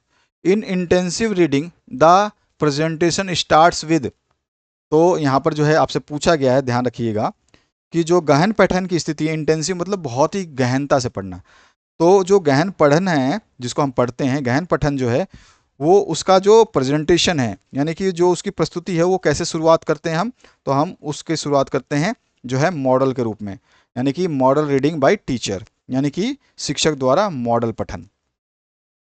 Loud reading enables the students to, यानी कि जोर से पढ़ना छात्रों के को सक्षम बनाता है। किस में सक्षम बनाएगा? तो परफेक्ट प्रोनाउंसिएशन में बनाएगा। ठीक है, आप मन में पढ़ोगे तो आप कुछ भी टूटा फूटा पढ़ने की कोशिश करोगे, लेकिन आप सामने चिल्ला के पढ़ोगे तो कैसा पढ़ोगे? आप सबसे अच्छा पढ़ने का प्रयास करोगे, यानी कि आपका सही उच्चारण निकलेगा। तो परफेक्ट प्रोनाउंसिएशन के लिए जो है लाउड रीडिंग अच्छा माना जाता है। उसके बाद जो नेक्स्ट क्वेश्चन इसकी बात करते हैं, words which are used in speaking, writing and understanding by learner is called. तो इसमें पूछा गया आपसे, शिक्षार्थी द्वारा बोले, लिखने और समझने में उपयोग किए जाने वाले शब्दों को क्या कहा जाता है? जो शिक्षार्थी हैं वो जो बोलने में, लिखने में या समझने में उपयोग करने वाले जो शब्द हैं वो उनको हम क्या बोलते हैं? तो उसको बोलते हैं सक्रिय शब्दावली, जिसको एक्टिव वोकेबलरी के नाम से जाना जाता है। नेक्स्ट जो क्वेश्चन है इसमें पूछा गया है, the link which connects the word, method and sentence is. इसमें पूछा गया है वह लिंक, यानी कि वो कनेक्शन जो शब्द विधि और वाक्य विधि को जोड़ता है वो क्या कहलाता है? तो उसको हम बोलते हैं वाक्यांश विधि, जिसको हम इंग्लिश में बोलते हैं फ्रेज मेथड। नेक्स्ट जो क्वेश्चन है इसमें पूछा गया है, while reading our eyes move. तो मैंने आपको बताया था जर्की जो है ये झटका देकर के हमारी जब पढ़ते हैं तो हमारे जो पढ़ते समय हमारी आंखें जो है वो झटकेदार हो जाती है, झटका देकर के झपकती हैं। Intensive reading lays stress on mastery of. तो ये बोल रहा है कि गहन पठन जो होता है, इंटेंसिव मतलब मैंने आपको बता रखा है बार बार, गहन पठन होता है। तो इसमें पूछा intensive reading lays stress on mystery of. तो गहन पठन जो है वो किस पर महारत हासिल करने पर जोर देता है? तो जो गहन पठन है वो शब्दों पर महारत हासिल करने का जोर देता है, यानी कि वर्ड्स पे जोर देता है। अगला जो प्रश्न है इसमें पूछा गया है, rapid reading is generally called, यानी कि रैपिड रीडिंग को आमतौर पर हम क्या कहते हैं? तो उसको बोलते हैं सप्लीमेंट्री। ठीक है, तो इसको जो हम सप्लीमेंट्री अनुपूरक भी बोलते हैं, ठीक है, या पूरक भी बोलते हैं। नेक्स्ट जो क्वेश्चन है, rapid reading dash the skill of doing silent reading. तो यहाँ पूछा गया तेजी से पढ़ना खाली स्थान मौन पढ़ने का कौशल है। तो कैसा? तो ये जो है तेजी से पढ़ना, रैपिड रीडिंग जो है ये तेजी से पढ़ना, खालिस्तान मौन पढ़ने का कौशल है। तो ये refines the skill of doing silent reading. क्या करता है? रिफाइंस करता है। रिफाइंस का मतलब क्या हो गया? ये इसमें जो है इसको सही करता है। रैपिड रीडिंग जो है ये आपकी स्किल ऑफ साइलेंट रीडिंग का जो है उसको क्या करता है? रिफाइंस करता है, अच्छे तरीके से कोशिश करता है सही करने का, जिसको हम प्रतिशोधक के नाम से भी जान सकते हैं। बहुत अच्छा शोधक जो है इसमें साबित होता है। नेक्स्ट जो है, there are dash kinds of reading. तो रीडिंग के कितने प्रकार हैं? तो मैंने बताया था आपको, पढ़ने के प्रकार जो हैं वो 6 हैं। इसको हम आगे डिस्कस करेंगे क्योंकि बड़े क्वेश्चन स्टार्ट होंगे। उसके बाद जो नेक्स्ट क्वेश्चन है पूछा गया है, which English is used in USA. तो संयुक्त राज्य अमेरिका जो यूएसए है ना, इसमें जो है किस अंग्रेजी का प्रयोग किया जाता है? तो ये आपको बताना है। देखिए संयुक्त राज्य अमेरिका की जो है कोई ऑफिशियल लैंग्वेज है नहीं, ठीक है, लेकिन यहाँ पर जो सबसे ज़्यादा इस्तेमाल किए जाने वाली भाषा है ना वो जो है अंग्रेजी है। और वो भी कौन सी अंग्रेजी? अमेरिकी अंग्रेजी, ठीक है।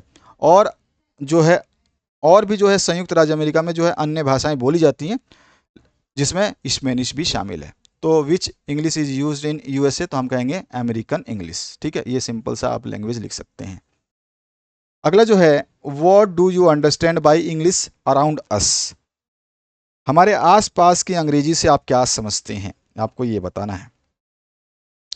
तो it is a co-official language of the United Nations, यानी कि ये क्या है? हमारे आसपास की अंग्रेजी जो है क्या है ये आपको बताना है। तो यूरोपीय संघ के जो है क्या है? संयुक्त राष्ट्र के यूरोपीय संघ की जो है ये क्षेत्रीय भाषा, कोऑपरेटिव जो है यूनाइटेड नेशन की लैंग्वेज है, को-ऑफिशियल है, ठीक है। और यूरोपियन यूनियन और मैनी अदर वर्ल्ड के रीजन्स में जो है ये इंटरनेशनल ऑर्गेनाइजेशन की भी जो लैंग्वेज है उसी को हम अपने आसपास की भाषा कहते हैं, ठीक है। It is the most widely spoken German language. और यहाँ पे बोल रहा है यूरोपीय जो शाखा है वहाँ पर लगभग जो है सबसे ज़्यादा जो है जर्मन भाषा भी बोली जाती है। 70% speakers of the Indo European branches जो है वो कैसे बोलते हैं? वो जर्मन भाषा यूज़ करते हैं। English speakers are called anglophones. तो इंग्लिश स्पीकर्स जो है उनको एंग्लोफोन्स कहा जाता है। तो कभी कभी पूछता है इंग्लिश स्पीकर्स को क्या कहा जाता है, ऑप्शंस दे देगा तो आपसे पूछ लेगा क्या कहते हैं इनको, तो एंग्लोफोन्स कहते हैं। कभी कभी ये जनरली क्वेश्चन पूछ लेता है। इसके बाद आपका तीसरा क्वेश्चन देखिए, यहाँ पे पूछा गया है what are the advantage of English. तो अंग्रेजी भाषा के क्या लाभ हैं, ये क्वेश्चन बनता है आपका। तो अंग्रेजी भाषा के जो भी लाभ हैं आप इसमें बता सकते हैं। बहुत सारे मैंने यहाँ पे छोटे से पैराग्राफ के माध्यम से आपको समझाया है। हर क्वेश्चन को मैं हिंदी में आपको समझाते हुए चलता हूँ ताकि आपको जो है इनको याद करने में दिक्कत ना हो। तो ये क्वेश्चन जो पूछा गया है अंग्रेजी, what are the advantage of English, यानी कि अंग्रेजी के क्या लाभ है या अंग्रेजी भाषा के क्या लाभ है। इसके बाद जो चौथा प्रश्न यहाँ पे पूछा गया है, इसमें पूछा गया है what is the use of English language, यानी कि हम बोलेंगे कि अंग्रेजी भाषा का उपयोग क्या है, पूछा जाता है ये क्वेश्चन। तो आपको ध्यान रखना है, यहाँ पे पर्पस भी मैंने बता दिया है। आगे जो नेक्स्ट क्वेश्चन है इसमें पूछा गया है why is English important now days. तो आजकल अंग्रेजी का महत्व क्यों है या अंग्रेजी इतना महत्वपूर्ण क्यों है, ये आपसे क्वेश्चन पूछा गया है। आंसर आप आराम से देख सकते हैं। नेक्स्ट जो क्वेश्चन है 6 number, what is the need of English language in our society. तो हमारे समाज में अंग्रेजी भाषा की आवश्यकता क्या है, ये पूछा गया आपसे। नेक्स्ट जो क्वेश्चन है ये देखिए, why English is very important in our life. तो हमारे दैनिक जीवन में या हमारे जीवन में जो है अंग्रेजी बहुत ही महत्वपूर्ण क्यों है, ये आपको बताना है। नेक्स्ट जो क्वेश्चन है उसकी बात करते हैं, जहाँ कुछ समझाने की बात होगी मैं समझाता हुआ चलूँगा आपको। इसमें पूछा गया आपसे what is the aim of English teaching, यानी कि अंग्रेजी शिक्षण का क्या उद्देश्य है। ठीक है, एम मतलब उद्देश्य हो गया आपका। इसके बाद जो नेक्स्ट क्वेश्चन है 9th नंबर देखिए, इसमें पूछा गया what controls the quality of teaching, what controls the quality of teacher education in India. तो भारत में शिक्षा की गुणवत्ता को कौन नियंत्रित करता है, what controls the quality of teacher education in India. तो भारत में शिक्षा की गुणवत्ता को कौन नियंत्रित करता है। तो यहाँ पे आंसर बिल्कुल सीधा सीधा लिखा है NCTE। ठीक है, तो ये ध्यान रखना है कौन से वर्ष में इस्टेब्लिश किया गया था, ये भी आपको पता होना चाहिए। नेक्स्ट जो क्वेश्चन है इसमें पूछा गया what is the need of English language in our society. तो अभी अभी हमने इसको डिस्कस किया था, ये क्वेश्चन में भी दोबारा रिपीट हो रहा है कि हमारे समाज में जो है इंग्लिश भाषा की क्या आवश्यकता है, ये आपसे पूछा गया है। इसके बाद जो है नेक्स्ट क्वेश्चन, क्योंकि ये सारे के सारे क्वेश्चंस को आप आसानी से बोल सकते हो कि भाई अंग्रेजी जानने से आपके देश में जो है भीतरी जो है क्या होता है, बहुसंख्यक कंपनियां जो है अच्छी नौकरी पाने का उद्देश्य होता है। ठीक है, मल्टीनेशनल कंपनी में नौकरी लग जाती है। उसके अलावा जो है अंतर्राष्ट्रीय जो संचार सुविधा है, मीडिया है, इंटरनेट की भाषा जो है क्या है, इंग्लिश है। तो इसलिए जो हमारे सोसाइटी में किस इंग्लिश की क्या आवश्यकता है कि हमारे समाज में जो ये भाषाएँ हैं वो ज़्यादातर जो है इसी पे बेस्ड हैं। भाई किसी से बात करनी है, किसी मीडिया को देखना है, किसी इंटरनेट को देखना है, तो आपको क्या आनी चाहिए, इंग्लिश आनी चाहिए। उसके साथ साथ जो है आप बता सकते हैं कि जो भी सामाजिक कार्यक्रम है या जो हम काम करेंगे या मनोरंजन करते हैं उसमें भी जो है इंग्लिश भाषा को आजकल बहुत ही ज़्यादा महत्व दिया जाता है। तो इस तरह से ये सारी चीज़ें मैंने लिखी हैं, आप इस बात को समझ सकते हैं कि इसको हिंदी में कैसे समझना है। बाकी मैं क्वेश्चंस को जैसे आपको इंग्लिश का हिंदी वर्जन बता रहा हूँ तो आपको इंग्लिश का जो है हिंदी वर्जन समझ में आ जाएगा। जब आप क्वेश्चन हिंदी में समझ लेंगे तो इंग्लिश में आप समझ सकते हैं कि उसमें लिखना क्या है या वो क्वेश्चन बोल क्या रहा है। राइट फीचर्स या कैरेक्टरिस्टिक्स, या तो आपसे फीचर पूछे या कैरेक्टरिस्टिक पूछे, किसका, कर्सिव हैंड राइटिंग का। तो कर्सिव हैंड राइटिंग का जो है आपसे पूछे कि भाई हस्तलिपि, यानी कि कर्सिव हैंड राइटिंग हम हाथों से लिखते हैं ना, मैंने बताया था कर्सिव हैंड राइटिंग, कर्सिव जो हैंड राइटिंग है इस तरह से हम घुमाते घुमाते लिखते हैं, बहुत ही इसमें जो है गैप नहीं होता है। जैसे अब यहाँ पे देखो मीनिंगफुल जो है पूरा लिखा हुआ, अगर मैं इसको कर्सिव में लिखूँ तो इसमें आपका किसी में भी जो है आपका गैप नहीं होगा। ठीक है, तो ये हो जाएगा कर्सिव राइटिंग। मीनिंगफुल जो है मैंने लिख दिया, आपको समझ में बहुत ही कम आएगा। तो कर्सिव राइटिंग का ये खास बात है कि ये जो इसमें वर्ड्स होते हैं वो आपस में जो लेटर्स होते हैं वो आपस में कनेक्टेड होते हैं, वर्ड्स के जो लेटर्स होते हैं आपस में क्या होते हैं, कनेक्टेड होते हैं। तो इसकी विशेषताएं बतानी है आपको। तो इसमें 4-5 विशेषताएं आप लिख सकते हैं, जो मैंने यहाँ पे 4 लिखी हैं, इन चारों को याद करिए, बहुत ही आसानी से आप इनको याद कर सकते हैं। यहाँ बता सकते हैं in this style of writing letter are join together to make a meaningful sentence और वर्ड। जैसे कि मैंने आपको बताया था कि इस राइटिंग में कैसा लिखते हैं हम, जो लेटर्स होते हैं ना वो क्या होते हैं, आपस में जो है एक तरह से जुड़े हुए होते हैं, जो एक सार्थक शब्द का निर्माण करते हैं। और this style of writing has a flow that provides a comfortable and efficient method of writing. अब इसमें एक कंफर्टेबल फ्लो होता है, यानी कुशल तरीका होता है जो आरामदायक लिखने की प्रवृत्ति प्रदान करता है। क्योंकि इसमें जब हम अभी आज आप अगर कर्सिव राइटिंग सीखना चाहोगे तो सीखने में आपको बहुत समय लगेगा, लेकिन जो बचपन में हम बच्चे होते हैं ना, हमारे को 5 लाइन की कॉपी मिलती थी, आपको पता ही होगा, ऊपर लाल होती थी, फिर बीच में 2 काले होते थे, या 3 काले होते थे, सॉरी, और 3 काले होते थे, और लास्ट में जो है आपका एक 5वां जो है ये कैसा होता था, काला होता था। तो इसी के बीच में जो हम कर्सिव राइटिंग जो है लिखते थे, इसमें कौन कौन से कहाँ पे आएगा, कौन सा बड़ा होगा, कौन सा छोटा होगा, इस तरह से लिखते थे। तो वही कर्सिव राइटिंग है, उसी की विशेषताएं जो हम आप यहाँ पे बता सकते हैं। तो इस तरह की सारी विशेषताएं आराम से आप पढ़ोगे जैसे समझ में आ जाएगा, जैसे मैंने बताया। यहाँ पे बहुत सारी चीज़ें लिखी हैं। कर्सिव जो है ये डिराइव कहाँ से, लैटिन वर्ड क्यूक्यूरे से हुआ था। ये क्वेश्चन बनता है एमसीक्यू में। यहाँ कहाँ बनता है, ये एमसीक्यू में बनता है क्वेश्चन, ठीक है। तो ये भी ध्यान रखना है। और क्यूक्यूरे का मतलब क्या होता है, रन, यानी कि आपका जो है कंटिन्यूअस रहेगा, रनिंग करता रहेगा। How many parts of argument of an argument, तो यहाँ पूछा गया आपसे एक तर्क के कितने भाग हो सकते हैं। तो सबसे पहला क्लेम्स, यानी कि दावा हो सकता है। दूसरा होता है प्रतिदावे, काउंटर क्लेम्स। रीजंस, यानी कि जो है आपका कारण, और उसके बाद में एविडेंस, यानी कि साक्ष्य। तो ये 4 ही हैं इसके कितने आर्गुमेंट के पार्ट होते हैं, ये 4 ही होते हैं। ज़्यादातर ये पूछा जाता है तो 1 से 2 नंबर में पूछा जाता है। Name the 3 parts of the writing process, तो आपको बताना है लेखन प्रक्रिया के 3 भागों के नाम बता देने हैं। तो यहाँ पे 3 कौन कौन से होते हैं, तो प्री राइटिंग होता है, राइटिंग होता है, और रिवाइजिंग होता है। ध्यान रखना है आपको, इसमें गलतियां नहीं करनी है।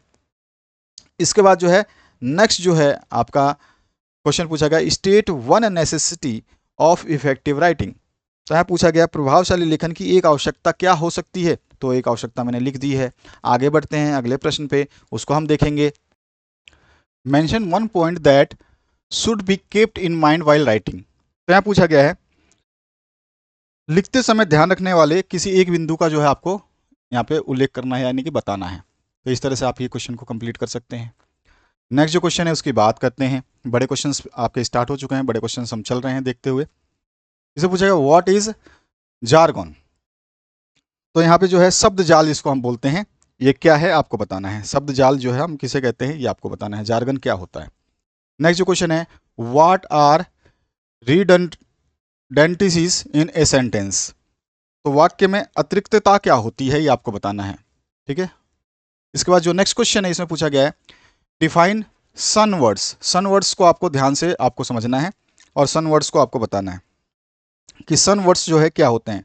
शब्दों में दूर रहना, यानी कि जो डिफाइन सन वर्ड्स का मतलब होता है दूर रहना। तो देखो यहाँ पे जो है सन वर्ड्स क्या होते हैं। Some words ends with the TION, जैसे कि हम बोलते हैं SION और TION। जैसे ट्यूशन बोलेंगे या रीजन बोलेंगे तो हम क्या लिखते हैं ट्यूशन को, तो ट्यूशन SON, तो यह शन वर्ड आ गया। ऐसे ही हम अगर रीजन बोलते हैं तो रीजन में क्या लिखते हैं REASION, तो रीजन। तो यहाँ पे जो सन वर्ड्स होते हैं इसी को हम बोलते हैं, ठीक है। तो ये सन साउंड देते हैं, एंडिंग करते हैं सन से। नेक्स्ट जो क्वेश्चन है मैंने बताया जहां जहां बताने की बात होंगी मैं बताता रहूंगा आपको। नेक्स्ट क्वेश्चन है give one example of an acronym. तो यहां पर जो है आपसे पूछा गया है संक्षिप्त नाम का एक उदाहरण आपको देना है। एक्रोनियम क्या होता है, संक्षिप्त नाम, यानी कि जैसे WHO हम बोलते हैं तो WHO का फुल फॉर्म क्या होता है, वर्ल्ड हेल्थ ऑर्गेनाइजेशन। तो इसका संक्षिप्त नाम यानी छोटा नाम क्या होता है, WHO। समझ में आ गया होगा आपको, तो इसको बोलते हैं एक्रोनियम।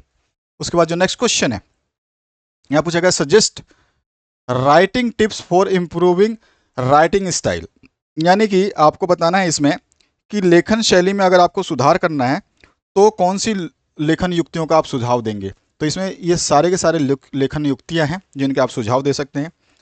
छोटे पैराग्राफ, आपको सबसे पहले छोटे पैराग्राफ लिखने होते हैं, ठीक है।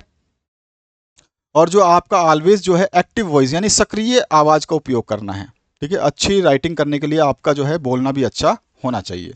B direct in our writing, तो इसमें कैसा होना चाहिए, अपने लेखन में जो है सीधे होने चाहिए, ठीक है। आपका पोस्चर सही होना चाहिए। चूज योर वर्ड वाइजली, अपने जो शब्दों का चयन करें वो बिल्कुल बुद्धिमानी से करें, ठीक है।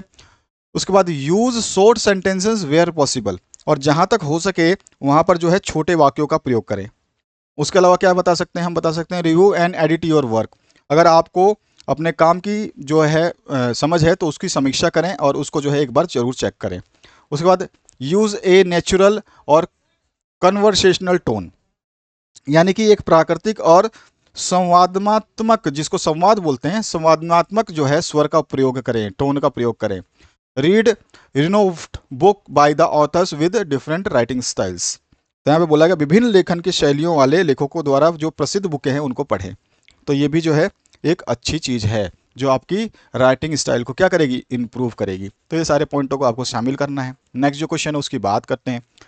यहाँ पूछा गया डिस्क्रिप्टिव राइटिंग जो है उसको डिफाइन कर देना है, यानी कि वर्णनात्मक लेखन जो है उसको परिभाषित करना है आपको। इसके बाद जो है name the author of the book hard times. Hard times जो बुक है उसके लेखक कौन है, तो उसके जो है चार्ल्स डिकेंस हैं, तो ये इसके राइटर हैं। नेक्स्ट जो क्वेश्चन इसमें पूछा गया है state one characteristics of narrative writing. यानी नैरेटिव राइटिंग का मतलब क्या होता है कि जो कथा लेखन जो होती है ना उसकी क्या विशेषता होती है आपको बतानी है। नैरेटिव राइटिंग मतलब कथा लेखन की क्या विशेषता है वो आपको बतानी है। उसके बाद जो नेक्स्ट क्वेश्चन है इसे पूछा गया है what is the most frequently used mode of writing. तो ये पूछा गया लेखन का सबसे जो उपयोग किए जाने वाला तरीका कौन सा है वो आपको बताना है। ठीक है, इसके बाद जो नेक्स्ट क्वेश्चन है उसकी बात करते हैं। इसमें पूछा गया name the various types of letters. तो यहाँ पे पूछा गया आपसे विभिन्न प्रकार के अक्षरों के नाम लिखने हैं आपको। विभिन्न प्रकार के अक्षर कौन कौन से होते हैं ये आपको बताने हैं। तो इसमें आपका फॉर्मल होता है, सेमी फॉर्मल होता है, इनफॉर्मल लेटर्स होते हैं, ये तीनों आप तरह के बता देंगे। ठीक है, तो ये ब्रॉडली इसी में क्लासिफाइड है। फॉर्मल जो है आपका आ जाएगा औपचारिक, अनौपचारिक और अर्ध औपचारिक। इसके बाद जो नेक्स्ट क्वेश्चन है इसे पूछा गया what is the first step of writing an email. जब एक ईमेल लिखते हैं तो उसका पहला जो है कदम क्या होगा। तो पहला जो है आपका कदम क्या होता है ईमेल को, तो आपको जो है ऑब्जेक्टिव यानी कि जो आपका उद्देश्य है उसको समझ करके लिखना कि आपका उद्देश्य क्या, किस लिए वो ईमेल को लिख रहे हैं। उसके बाद में what is a solution. Solution क्या होता है, बहुत ज़्यादा पूछा जाता है क्वेश्चन ये। तो सॉल्यूशन का मतलब क्या है कि जिसको आप जो है सॉल्यूशन देते हैं, नमस्कार का जो अभिवादन देते हैं वो कैसा देते हैं, तो उसका यूज़ कैसे होगा। जैसे हम मिस्टर हेलो बोलते हैं, डियर पेरेंट्स बोलते हैं या डियर फादर बोलते हैं, तो ये हमारे क्या होते हैं सॉल्यूशंस होते हैं। नेक्स्ट जो क्वेश्चन है name the two types of clauses. तो क्लॉजेज के दो टाइप्स यानी कि दो प्रकार बताने हैं आपको। दो प्रकार के खंडों के, क्लॉज मतलब क्या होते हैं खंड होते हैं आपके, तो इनके बताने हैं नाम, आप बता सकते हैं। इसमें आपका जो है इंडिपेंडेंट एंड इंडिपेंडेंट क्लॉज दोनों होता है, इंडिपेंडेंट भी होता है और डिपेंडेंट भी होता है। तो दो क्लॉजेज हैं, डिपेंडेंट है और इंडिपेंडेंट है। उसके बाद जो नेक्स्ट क्वेश्चन है what are the two parts that form an English sentence. अंग्रेजी वाक्य बनाने वाले दो भाग कौन कौन से हैं ये आपको बताना है। तो ये दो भाग है जो आप बता सकते हैं। इसमें जो है सब्जेक्ट एंड वर्ब जो है ये दो चीज़ें शामिल की जाती हैं। नेक्स्ट जो क्वेश्चन है डिफाइन ए क्लॉज। तो आपको जो है क्रिया खंड को परिभाषित करना है यानी कि डिफाइन करना है। तो ये क्या होता है आपका डिफाइन कर सकते हैं आराम से सिंपलेस्ट वर्ड में। वर्ब को डिफाइन करना है, वर्ब क्या होता है तो क्रिया होती है, क्रिया को आप डिफाइन कर सकते हैं। उसके बाद जो name the 6 primary forms of verb, यानी कि वर्ब के जो यानी क्रियाओं के प्राथमिक रूप जो है कौन कौन से होते हैं, 6 तरह के प्राथमिक रूप हैं वो कौन कौन से होते हैं। तो इसमें आपको बता देना है, सारे के सारे प्राथमिक रूप जो है मैंने लिख दिए हैं।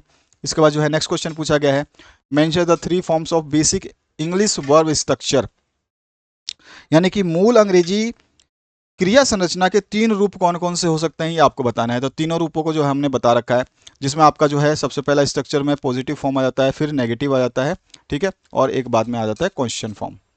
इसके बाद जो है व्हाट इज लैंग्वेज, कभी कभी पूछता है आपसे लैंग्वेज क्या है, भाषा क्या है। तो आपको बता देना है कि भाषा क्या है, क्योंकि ये आपके हिंदी के जो क्वेश्चन पेपर्स हैं उनमें भी पूछा गया भाषा क्या होती है। तो यहाँ पर जो हम बता सकते हैं कि जो language is specific form of speech, ठीक है, यानी कि जो है भाषा क्या है, भाषण का एक विशिष्ट रूप है। और जो लैंग्वेज है ये कहाँ से ड्राइव किया गया है, तो ये लैटिन वर्ड जो है लिंगुआ से ड्राइव किया गया है। और उसके बाद लैंग्वेज की एक डेफिनेशन आप लिख सकते हैं इसमें। नेक्स्ट जो पार्ट है इसमें पूछा गया what are the difficulties in reading, how is, how is आएगा यहाँ पे, इन नहीं है, how is this can be removed. तो ये कैसे इसको जो है कम कर सकते हैं या ख़त्म कर सकते हैं। तो क्वेश्चन पूछा गया पढ़ने में क्या कठिनाइयाँ आ सकती हैं और इन कठिनाइयों को कैसे हटाया जा सकता है। तो इसके कुछ पॉइंट्स हैं जिनको आपको लिखना है, तो इन पॉइंटों को आप लिख सकते हैं। ये सारे के सारे डिफिकल्टीज़ हैं। सबसे पहले तो आपको डिफिकल्टीज़ बतानी कि भैया ये जो है हमारे पढ़ने के समय जो है निम्न कारणों से कठिनाइयाँ उत्पन्न होती हैं, ठीक है, और उसके बाद जो है हम इन कठिनाइयों को कैसे दूर कर सकते हैं, तो इस पॉइंट को हम यहाँ पे बता सकते हैं। ये बड़ा क्वेश्चन बनता है, ये ध्यान रखना है आपको। अगला जो प्रश्न है उसकी बात करते हैं हम। यहाँ पूछेगा right the advantage of library method. तो पुस्तकालय विधि के लाभ आपको बताने हैं। तो बहुत सारे लाभ इसमें, 5 लाभ तो मैंने आपको बता दिए हैं, जिसमें आप बता सकते हैं ये क्या है, सप्लीमेंट्स एक्सटेंसिव रीडिंग है, यानी कि क्या है, ये व्यापक पढ़ने का पूरा केंद्र है या पूरक है। It is an unsupervised, unsupervised का मतलब ये है कि ये एक तरह से बिल्कुल आपका मतलब अनसुपरवाइज्ड है, या मतलब इसका ज़रूरी नहीं है कि आप इसमें मतलब सुपरविज़न की आवश्यकता नहीं पड़ती है। It is A private reading, ठीक है, यहाँ पे 2 बार रीडिंग आ गया, रीडिंग हटा दीजिए। It is A private reading, और इसमें क्या है, ये निजी पठन है। इट हैज़ एन्जॉयमेंट, तो इसमें जो है आनंद भी है, और it has information and knowledge, तो इसमें जो है जानकारी भी है और ज्ञान भी है। तो ये 5 पॉइंट आप इसमें लिख सकते हैं। अगला जो क्वेश्चन बनता है इसमें पूछेगा right the limitation of the library method. तो कभी कभी पूछता है पुस्तकालय विधि की जो सीमाएं हैं वो क्या क्या हो सकती हैं। इसमें बता सकते हो कि जो है इसमें फॉर्मल सिचुएशन ऑफ क्लासरूम नहीं होता है, यानी कि औपचारिक स्थिति जो होता है ना अपने कक्ष की, वो इसमें शामिल नहीं किया जाता है। और it is done in the set lessons, यानी कि जो है ये इसमें सेट पाठों के कार्यक्रम में इसको शामिल किया जाता है, इसलिए इसकी लिमिटेशंस भी है, क्योंकि ये हर पार्ट को जो है शामिल नहीं कर पाता। लाइब्रेरी मेथड में जो है हर चीज़ को आप इसमें शामिल नहीं कर सकते हैं। It is not supervised reading, तो जो है इसमें पर्यवेक्षित पठन जो है इसमें नहीं दिया जाता है। और साथ ही साथ इट इज़ या it does not concrete the students, यानी कि जो है ये छात्रों को केंद्रित भी नहीं कर पाता, क्योंकि इसमें जो है बहुत ही लिमिटेड होते हैं। क्या होते हैं, लिमिटेड, तो इसमें लिमिटेड सेट्स ऑफ लेसन्स होते हैं, ठीक है, कुछ ही लेसन्स को पढ़ाया जा सकता है, बाकी को नहीं पढ़ाया जा सकता। तो ये सारे के सारी इसकी क्या है, सीमाएं हैं। इसके बाद में आपसे एक क्वेश्चन बनता है, हमेशा पूछा जाता है, जो व्हाट इज स्किमिंग। स्किमिंग क्या है ये आपको बताना है। स्किमिंग क्या है, जो है स्किमिंग का मतलब होता है कि reading at once fastest speed, यानी कि जिसकी क्षमता है उसके हिसाब से वो जो तेजी से पढ़ सकता है उसी को स्किमिंग कहते हैं। It is a reading skill for obtaining the most important या more important information in a selection to get the fairly complete and detailed overview of it. जैसे कि हम न्यूज़पेपर पढ़ते हैं तो न्यूज़पेपर में क्या होता है कि हम हेडलाइन से ही आइडिया लगा लेते हैं कि क्या होने वाला है उसमें, और बाकी हम उसके कुछ वाक्यांशों को थोड़ा सा तेज़ी से पढ़ लेते हैं, हाँ हाँ ये बस।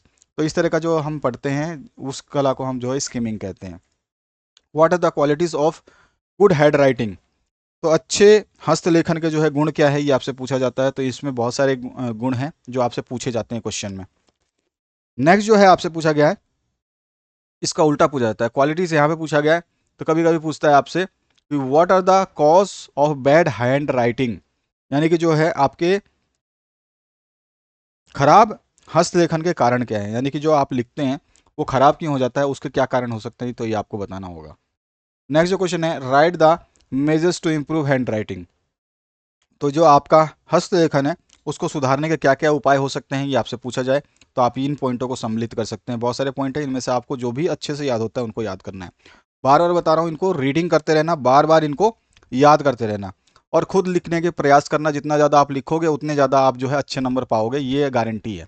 अगर आप लिख करके याद नहीं करते हैं, केवल आप पढ़ के याद करते हैं, तो आपके जो है नंबर जो है 40% डिक्रीज हो जाते हैं। यानी कि आप समझिएगा कि यदि आपने पढ़ करके केवल लिखना शुरू किया है तो आपको 100 में से केवल 60 नंबर मिलेंगे, ठीक है। अगर आप जो है पढ़ करके फिर लिख करके याद करते हैं तो इसमें 40% का इंक्रीजमेंट हो जाता है। यानी कि आप 60% तो वैसे प्राप्त कर रहे थे अगर आपने इसको जब पढ़ के याद किया है, लेकिन आपने जब लिखा है ना, यानी कि आपने जो है यहाँ पे पढ़ा है, यानी कि रीडिंग की है, तो रीडिंग से जो है आपको 60% मार्क्स मिलते हैं। तो अगर राइटिंग करके आप याद करते हैं तो राइटिंग से जो होगा आपको वो 40% इंक्रीज कर देगा, यानी कि ये जो मार्क्स है ये आपका 84% तक इंक्रीज हो जाएगा। तो ये है इसका फ़ायदा। इसके बाद जो नेक्स्ट क्वेश्चन है इसमें व्हाट इज़ गुड पैराग्राफ, तो यहाँ पे पूछा गया आपसे एक अच्छा जो है पैराग्राफ क्या है या अच्छा अनुच्छेद क्या होता है। तो इसमें की सेंटेंसेस होते हैं, उसके अलावा जो है इसमें मुख्य वाक्यों का प्रयोग होता है, यानी कि, और जो है यूनिटी की सेंटेंसेस होते हैं, यानी कि इसमें जो वाक्य होते हैं वो जो होते हैं एक कुंजी के रूप में प्रस्तुत किए जाते हैं। कोहेरेंस भी होता है इसके अंदर, यानी कि जो है सुसंगठितता देखने को आपको मिल जाती है। लेंथ ऑफ पैराग्राफ जो है इसमें मेंशन किया जाता है कि पैराग्राफ कितना छोटा या बड़ा है, पैराग्राफ संबंधी लंबाई भी इसमें ध्यान रखा जाता है। तो ये जो होता है गुड पैराग्राफ की जो है विशेषता होती है। नेक्स्ट जो क्वेश्चन बनता है ये काफ़ी इंपॉर्टेंट क्वेश्चन रहता है जो कि हमेशा पूछा जाता है। या तो क्वेश्चन इस तरह से पूछेगा English is our major window on the modern world discuss. तो ये नेहरू जी का जो है ये आपका स्टेटमेंट दिया हुआ है, तो इसके बारे में कभी कभी इस तरह से पूछेगा क्वेश्चन, या इसी क्वेश्चन को घुमा के पूछेगा तो आपसे पूछेगा discuss the value of the study of English in India, यानी कि भारत में अंग्रेजी के अध्ययन के मूल्य पर चर्चा करें। वैल्यू की बात होती है, मूल्य की चर्चा करें। और अगर इस क्वेश्चन को दूसरे तीसरे तरीके से पूछना होगा तो ये पूछेगा what are the advantages of study of English in India, यानी कि भारत में अंग्रेजी के अध्ययन के क्या फ़ायदे हैं ये आपको बताना होगा। तो इस तरह से ये आपको तीनों तरह से क्वेश्चन पूछ सकता है और क्वेश्चन का सेम ही आंसर रहेगा। तीनों क्वेश्चन जो हैं ये क्या होते हैं, सेम होते हैं। कई बार क्या बच्चे होते हैं वो केवल ये क्वेश्चन याद कर लिया, English is our major window on the modern world discuss, तो उनको तो ये तो पता है कि चलो ठीक है इसमें ये डिस्कस करना है। अगर इसी क्वेश्चन को घुमा करके इस तरह से लिख दे तो आपको पता नहीं होगा, या इस तरह से लिख दे तो आपको पता नहीं होगा। तो ये आपको ध्यान रखना है कि आपसे जो भी पूछा जा रहा है ये तीनों आंसर्स जो है सेम ही हैं। तो इसमें आप बता देंगे क्या क्या चीज़ें हैं और इनको आपको जो है आसानी से 5-6 पॉइंटों में समझा देना है। इसमें मैंने 7 पॉइंट आपको दिए हैं, आप 7 पॉइंटों की जगह 5 पॉइंटों का भी प्रयोग कर सकते हैं, ठीक है। ये लिंक लैंग्वेज होता है, ठीक है, इंटरनेशनल लैंग्वेज के रूप में प्रयोग किया जाता है, जैसे कि हम बात कर चुके हैं। लाइब्रेरी लैंग्वेज के भी माना जाता है इसको। और ये विंडो है, एज ए विंडो तो इसमें कई बार तो पूछा जाता है, क्योंकि ये पीएम जो आपके पंडित जवाहरलाल नेहरू थे उन्होंने ये स्टेटमेंट दिया था। उसके अलावा जो है ये लैंग्वेज ऑफ कोर्ट भी है, उसके अलावा language of trade and industry भी है। और जो है आपका नेक्स्ट जो बता सकते हैं इसमें language of western science and art भी है, यानी कि जो है पश्चिमी विज्ञान और कला की भाषा भी है।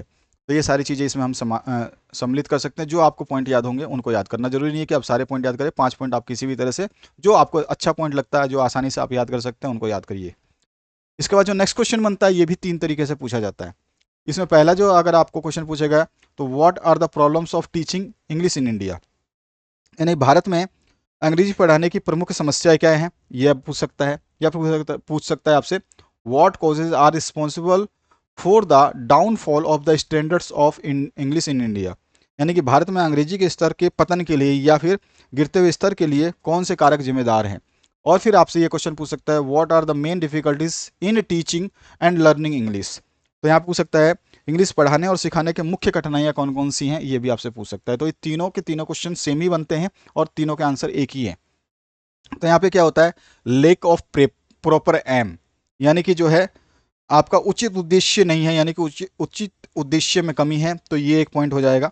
उसके बाद जो है नो एग्रीड पॉलिसी, यानी कि इसके लिए जो है कोई भी सहमत नीति नहीं है, या सहमति से नीति कोई नहीं बनाई गई है। शॉर्टेज ऑफ गुड टीचर्स, यानी कि अच्छे अध्यापक जो होते हैं उनकी कमी हो, तब भी जो है ये क्या करेगा, इंग्लिश टीचर्स पढ़ाते हैं या इंग्लिश सब्जेक्ट पढ़ाते हैं वो उसमें बाधाएं उत्पन्न करता है। लैक ऑफ मेथड, यानी कि यहाँ पर जो है विधि की कमी हो सकती है, वो भी जो है कठिनाई उत्पन्न करता है। साथ ही साथ lack of good text book, यानी कि अच्छे पुस्तकों की कमी, ये भी जो है आप इसमें बता सकते हैं। डिफेक्टिव एग्जामिनेशन सिस्टम, यानी कि दोषपूर्ण परीक्षा प्रणाली है, ये भी जो है इसको इफेक्ट करती है। इसी वजह से जो है इंग्लिश जो है इंडिया में ढंग से नहीं पढ़ाई जाती है, या उसको जो है सही से लोग जो है ग्रहण नहीं कर पाते हैं। डिफेक्टिव एवोल्यूशन प्रोसीजर, यानी कि जो आपका जो मूल्यांकन प्रक्रिया है उसमें दोष होना, ये भी एक समस्या है। Lack of audio visual aids, तो लैक ऑफ ऑडियो और विजुअल एड्स का मतलब क्या हो गया कि इसमें जो दृश्य और श्रव्य सामग्री है अगर उसकी में भी कमी है, जो आपको दिखा करके या समझा करके या सुना करके नहीं पढ़ा सकते हैं, तो इसकी वजह से भी इसमें समस्या आती है। क्राउडेड क्लासेस होती हैं, यानी कि भारी क्षमता में जो है वहाँ पर विद्यार्थी होते हैं, भारी कक्षाएं होती हैं। और साथ ही साथ अनप्रोडक्टिव सुपरविजन, यानी कि जो है इसमें जो है पर्यवेक्षण जो है ये सुपरविजन सही नहीं होता है, तो ये भी एक कमी है। तो ये सारे के सारे रीजंस आप बता सकते हैं कि जो आपके भारत में जो भी अंग्रेजी पढ़ाने या सिखाने की जो मुख्य कठिनाइयाँ हैं ये कौन कौन सी है, तो ये सारी कठिनाइयाँ इसमें शामिल होती हैं। इसके बाद जो अगला क्वेश्चन आपसे पूछा जाता है तो पूछा what are the characteristics of English as a second language. तो यहाँ पे पूछा गया आपसे कि मतलब सेकंड लैंग्वेज के रूप में जो है अंग्रेजी भाषा की क्या क्या कैरेक्टरिस्टिक्स यानी कि विशेषताएं हैं। तो ये सारे के सारे जो है एक द्वितीय भाषा के रूप में जो है अंग्रेजी की क्या क्या कैरेक्टरिस्टिक्स हो सकती हैं, क्या क्या विशेषताएं हो सकती हैं, इन विशेषताओं को हम यहाँ पे उजागर कर सकते हैं इन पॉइंटों के माध्यम से। पॉइंट आप कम ज़्यादा याद कर सकते हैं, आपके ऊपर डिपेंड है। नेक्स्ट जो क्वेश्चन है how can the skills of the learners be improved, यानी कि जो शिक्षार्थी होते हैं उनके कौशल में यानी कि उनके सीखने की प्रक्रिया में कैसे जो है हम सुधार कर सकते हैं, उनके कौशल में कैसे सुधार कर सकते हैं, तो ये हम पैराग्राफ लिख करके बता सकते हैं। इसके बाद जो नेक्स्ट क्वेश्चन पूछा जाता है व्हाट इज रोल प्ले, और why role play is used for effective classroom teaching. तो यहाँ पे रोल प्ले क्या होता है ये आपको बताना है, और प्रभावी कक्ष के शिक्षण में रोल प्ले का जो है क्या उपयोग है, ठीक है ना, ये आपको बताना है। तो ये आप बता सकते हैं रोल प्ले क्या होता है। सबसे पहले रोल प्ले बता देंगे आसानी से आप, बहुत ही सिंपल सा वर्ड होता है। और उसके बाद जो है इसमें जो है दो चीज़ें मानी जाती हैं जो रोल प्ले में इंपॉर्टेंट रोल अदा करती हैं, जिसमें इमेजिनरी पीपल्स होते हैं, यानी कि आप अपने आप को कुछ भी बना सकते हैं। आप चाहें तो उस समय रोल प्ले कर सकते हैं प्रेसिडेंट का, या चाहे आप महारानी बन सकते हैं, या आप एक मिलियनियर यानी कि अरबपति बन सकते हैं, पॉप स्टार बन सकते हैं, एक सिंगर बन सकते हैं, एक डांसर बन सकते हैं, या फिर एक स्टार बन सकते हैं। तो इस तरह से आप कोई भी रोल प्ले कर सकते हैं। इस तरह से आप जो है वहाँ पे आपके पास बहुत सारी असीमित सुविधाएं होती हैं, एंडलेस जो है इसमें चॉइसेस होते हैं, आप कुछ भी बन सकते हैं। ये एक तो रोल प्ले करने से जो है आपको बहुत ज़्यादा फ़ायदा मिलता है। दूसरा जो है इमेजिनरी सिचुएशंस बना सकते हैं, जिसमें जो है हम मान लो कि एक रेस्टोरेंट के मालिक की भूमिका अदा कर रहे हैं, या फिर हम एयरपोर्ट पे चेकिंग कर रहे हैं, यानी कि एयरपोर्ट पे जा रहे हैं, तो उसमें क्या हो सकता है, और हमारी प्रॉपर्टी अगर लॉस हो गई है तो क्या हो सकता है। तो ये सारे के सारे पॉसिबिलिटीज़ हैं जिसमें हम रोल प्ले कर सकते हैं। ये सारी चीज़ें हमको लिखनी होती हैं। रीज़न ऑफ रोल प्ले क्या होते हैं, यानी कि जो है रोल प्ले इफेक्टिव कैसे हो सकता है क्लासरूम में, तो इसका रीजंस जो है रोल प्ले की हम बता सकते हैं। तो इसमें 4-5 पॉइंट मेंशन कर सकते हैं। इसके बाद जो नेक्स्ट क्वेश्चन है उसकी बात करते हैं। यहाँ पूछा गया mention functions of communicative language teaching. तो यहाँ पे जो कम्युनिकेटिव लैंग्वेज टीचिंग है उसके कार्यों का उल्लेख करना है, फंक्शंस जो हैं उसके कार्यों का उल्लेख करना है। तो इसमें 7 फंक्शंस आते हैं, इसमें से आप 1-2 फंक्शंस कम भी कर सकते हैं, आपके ऊपर डिपेंड है। Write the objective of listening skill, यानी कि सुनने के कौशल के उद्देश्य क्या हो सकते हैं। ऑब्जेक्टिव का मतलब होता है उद्देश्य, तो उद्देश्य आपसे पूछ ले तो उद्देश्य क्या हो सकते हैं ये आपको बताना है। इसके बाद जो नेक्स्ट क्वेश्चन है उसकी बात करते हैं। उद्देश्य में आपके 5 पॉइंट हैं, आप चाहें तो 4 पॉइंट भी याद कर सकते हैं। नेक्स्ट जो क्वेश्चन है write the problem face during the teaching spoken English, यानी कि बोली जाने जो हम बोलते हैं वो बोले जाने वाली इंग्लिश की जो भाषा है उसको सिखाने के दौरान जो है कौन कौन सी प्रॉब्लम्स आती है, कौन कौन सी प्रॉब्लम्स को जो फेस करते हैं वो सारी बतानी है। तो हम बहुत सारी प्रॉब्लम्स को फेस करते हैं जब इंग्लिश सिखाते हैं कि भाई इंग्लिश कैसे बोलनी है, स्पोक कैसे करना है। तो बोले जाने वाली इंग्लिश के साथ में जो प्रॉब्लम्स आती है सिखाने के साथ में, तो कौन कौन सी आती है सारे के सारे जो है हम बता सकते हैं। ये प्रॉब्लम्स जो हैं during the teaching of spoken English. तो इसमें बहुत सारे पॉइंट है, 10 पॉइंट के आसपास हैं, तो इनको आप याद कर सकते हैं।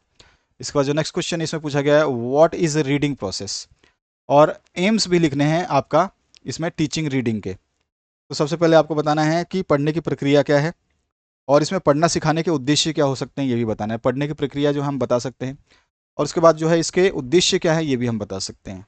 नेक्स्ट जो क्वेश्चन है what are the various kind of reading, यानी कि यहाँ पूछा गया है पढ़ने के विभिन्न जो है प्रकार कौन कौन से हो सकते हैं।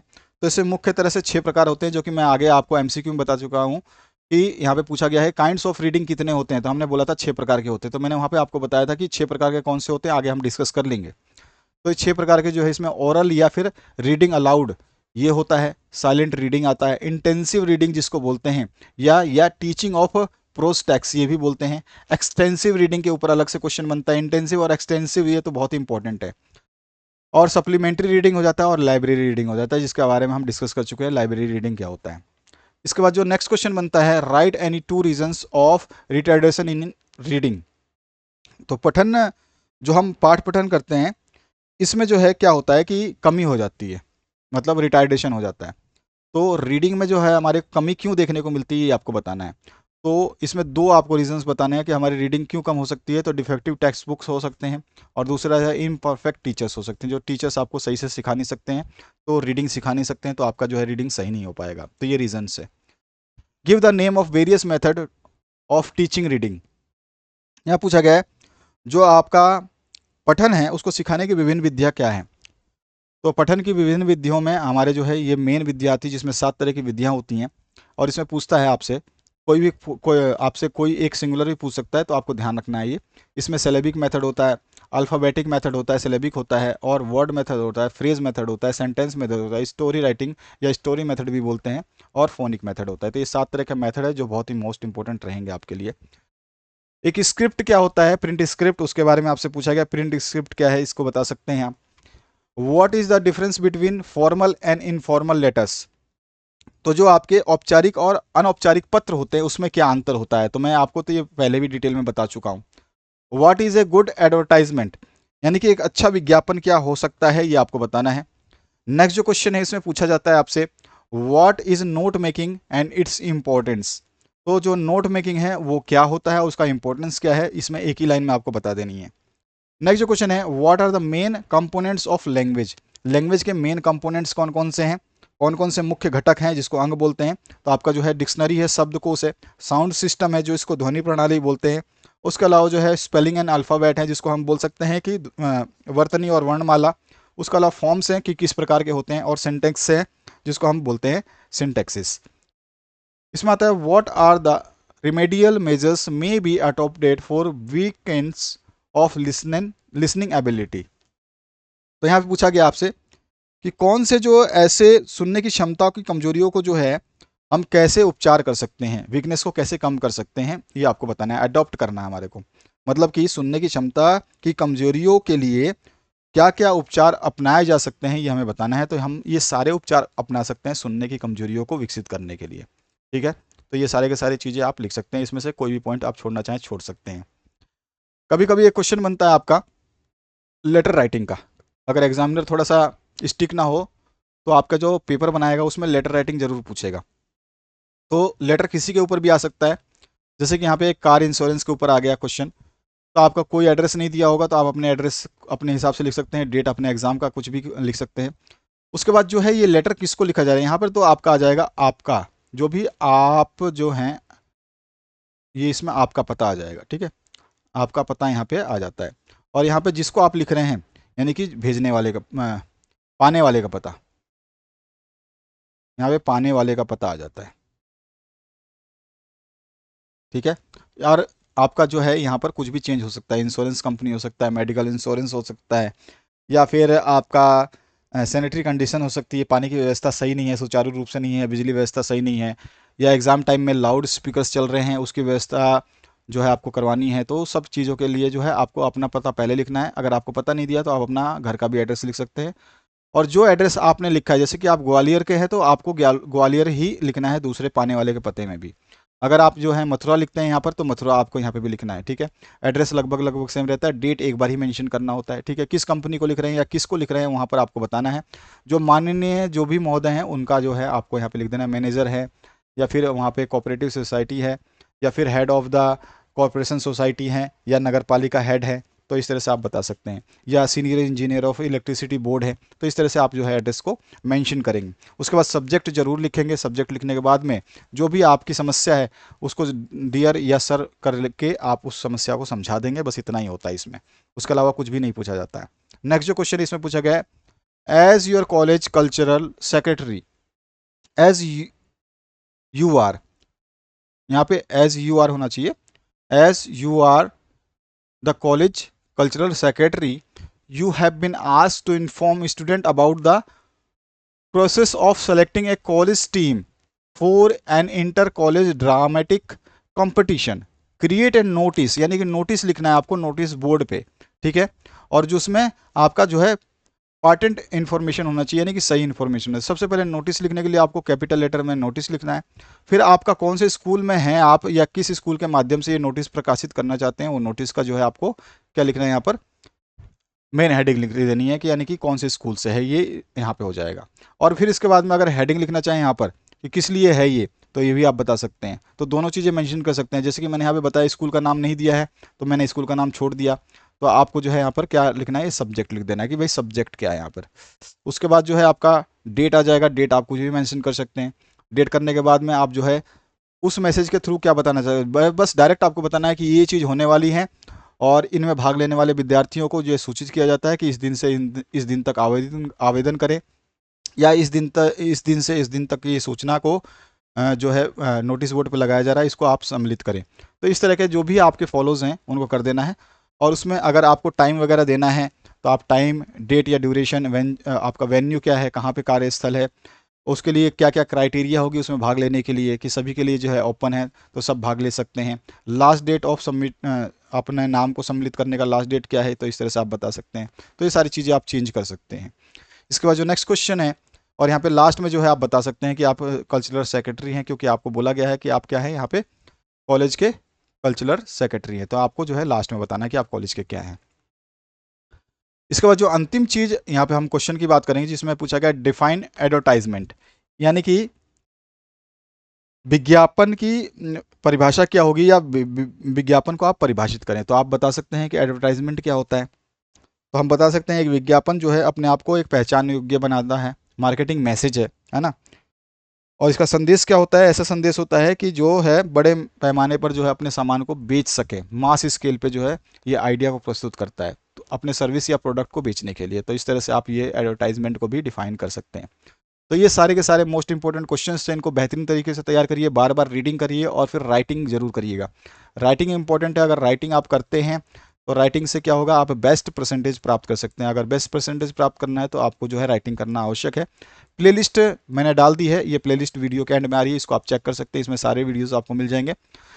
याद रखिएगा प्रीवियस ईयर के क्वेश्चन पेपर्स बिल्कुल देखना है, ठीक है। प्रीवियस ईयर के क्वेश्चन पेपर्स को आपको चेक कर लेना है, ठीक है। जो भी लास्ट ईयर के पेपर हैं आपके, तो लास्ट ईयर के जो भी मोस्ट इंपॉर्टेंट जो पेपर हैं, क्वेश्चन हैं, मोस्ट आईएमपी बोल सकते हैं, तो उनको आपको देख लेना है। तो लास्ट ईयर के जो भी पेपर्स हैं उनको चेक करिए। सॉल्यूशंस मैंने अवेलेबल करा रखे हैं, सभी के सॉल्यूशंस अवेलेबल हैं। यदि आप भी अपने जब एग्ज़ाम हो जाएंगे और पेपर के सॉल्यूशंस चाहते हैं तो उन सभी के पीडीएफ बना करके हमारे व्हाट्सएप नंबर पर भेज सकते हैं। और व्हाट्सएप नंबर आप सभी को पता है, उस पर जो है इसका पीडीएफ जो भी आपका सब्जेक्ट हो रहा है, जैसे फर्स्ट डे आपने एग्ज़ाम दिया तो पहले एग्जाम का पेपर आप उसी दिन भेज सकते हैं, तो उसके सॉल्यूशन सेम डे मिल जाएंगे आपको। इस तरह से अगर आप दूसरा पेपर देते हैं नेक्स्ट डे, तो उसका पेपर भी पीडीएफ बना करके आप भेज देंगे, तो उस दिन नेक्स्ट आपका सेम डे जो है इसका सॉल्यूशन मिल जाएगा। इससे आपको अंदाज़ा मिल जाएगा कि आपके एग्जाम में कितने मार्क्स आने वाले हैं, या फिर आपने कितनी त्रुटियां या फिर कितने सही आंसर्स दिए हैं। तो आशा करता हूँ इस वीडियो के माध्यम से आपने समझा होगा, और वीडियो को मैक्सिमम शेयर करिए ताकि हम आपका नेक्स्ट वीडियो भी जल्द से जल्द अपलोड कर पाए। Thank you very much, have a good day.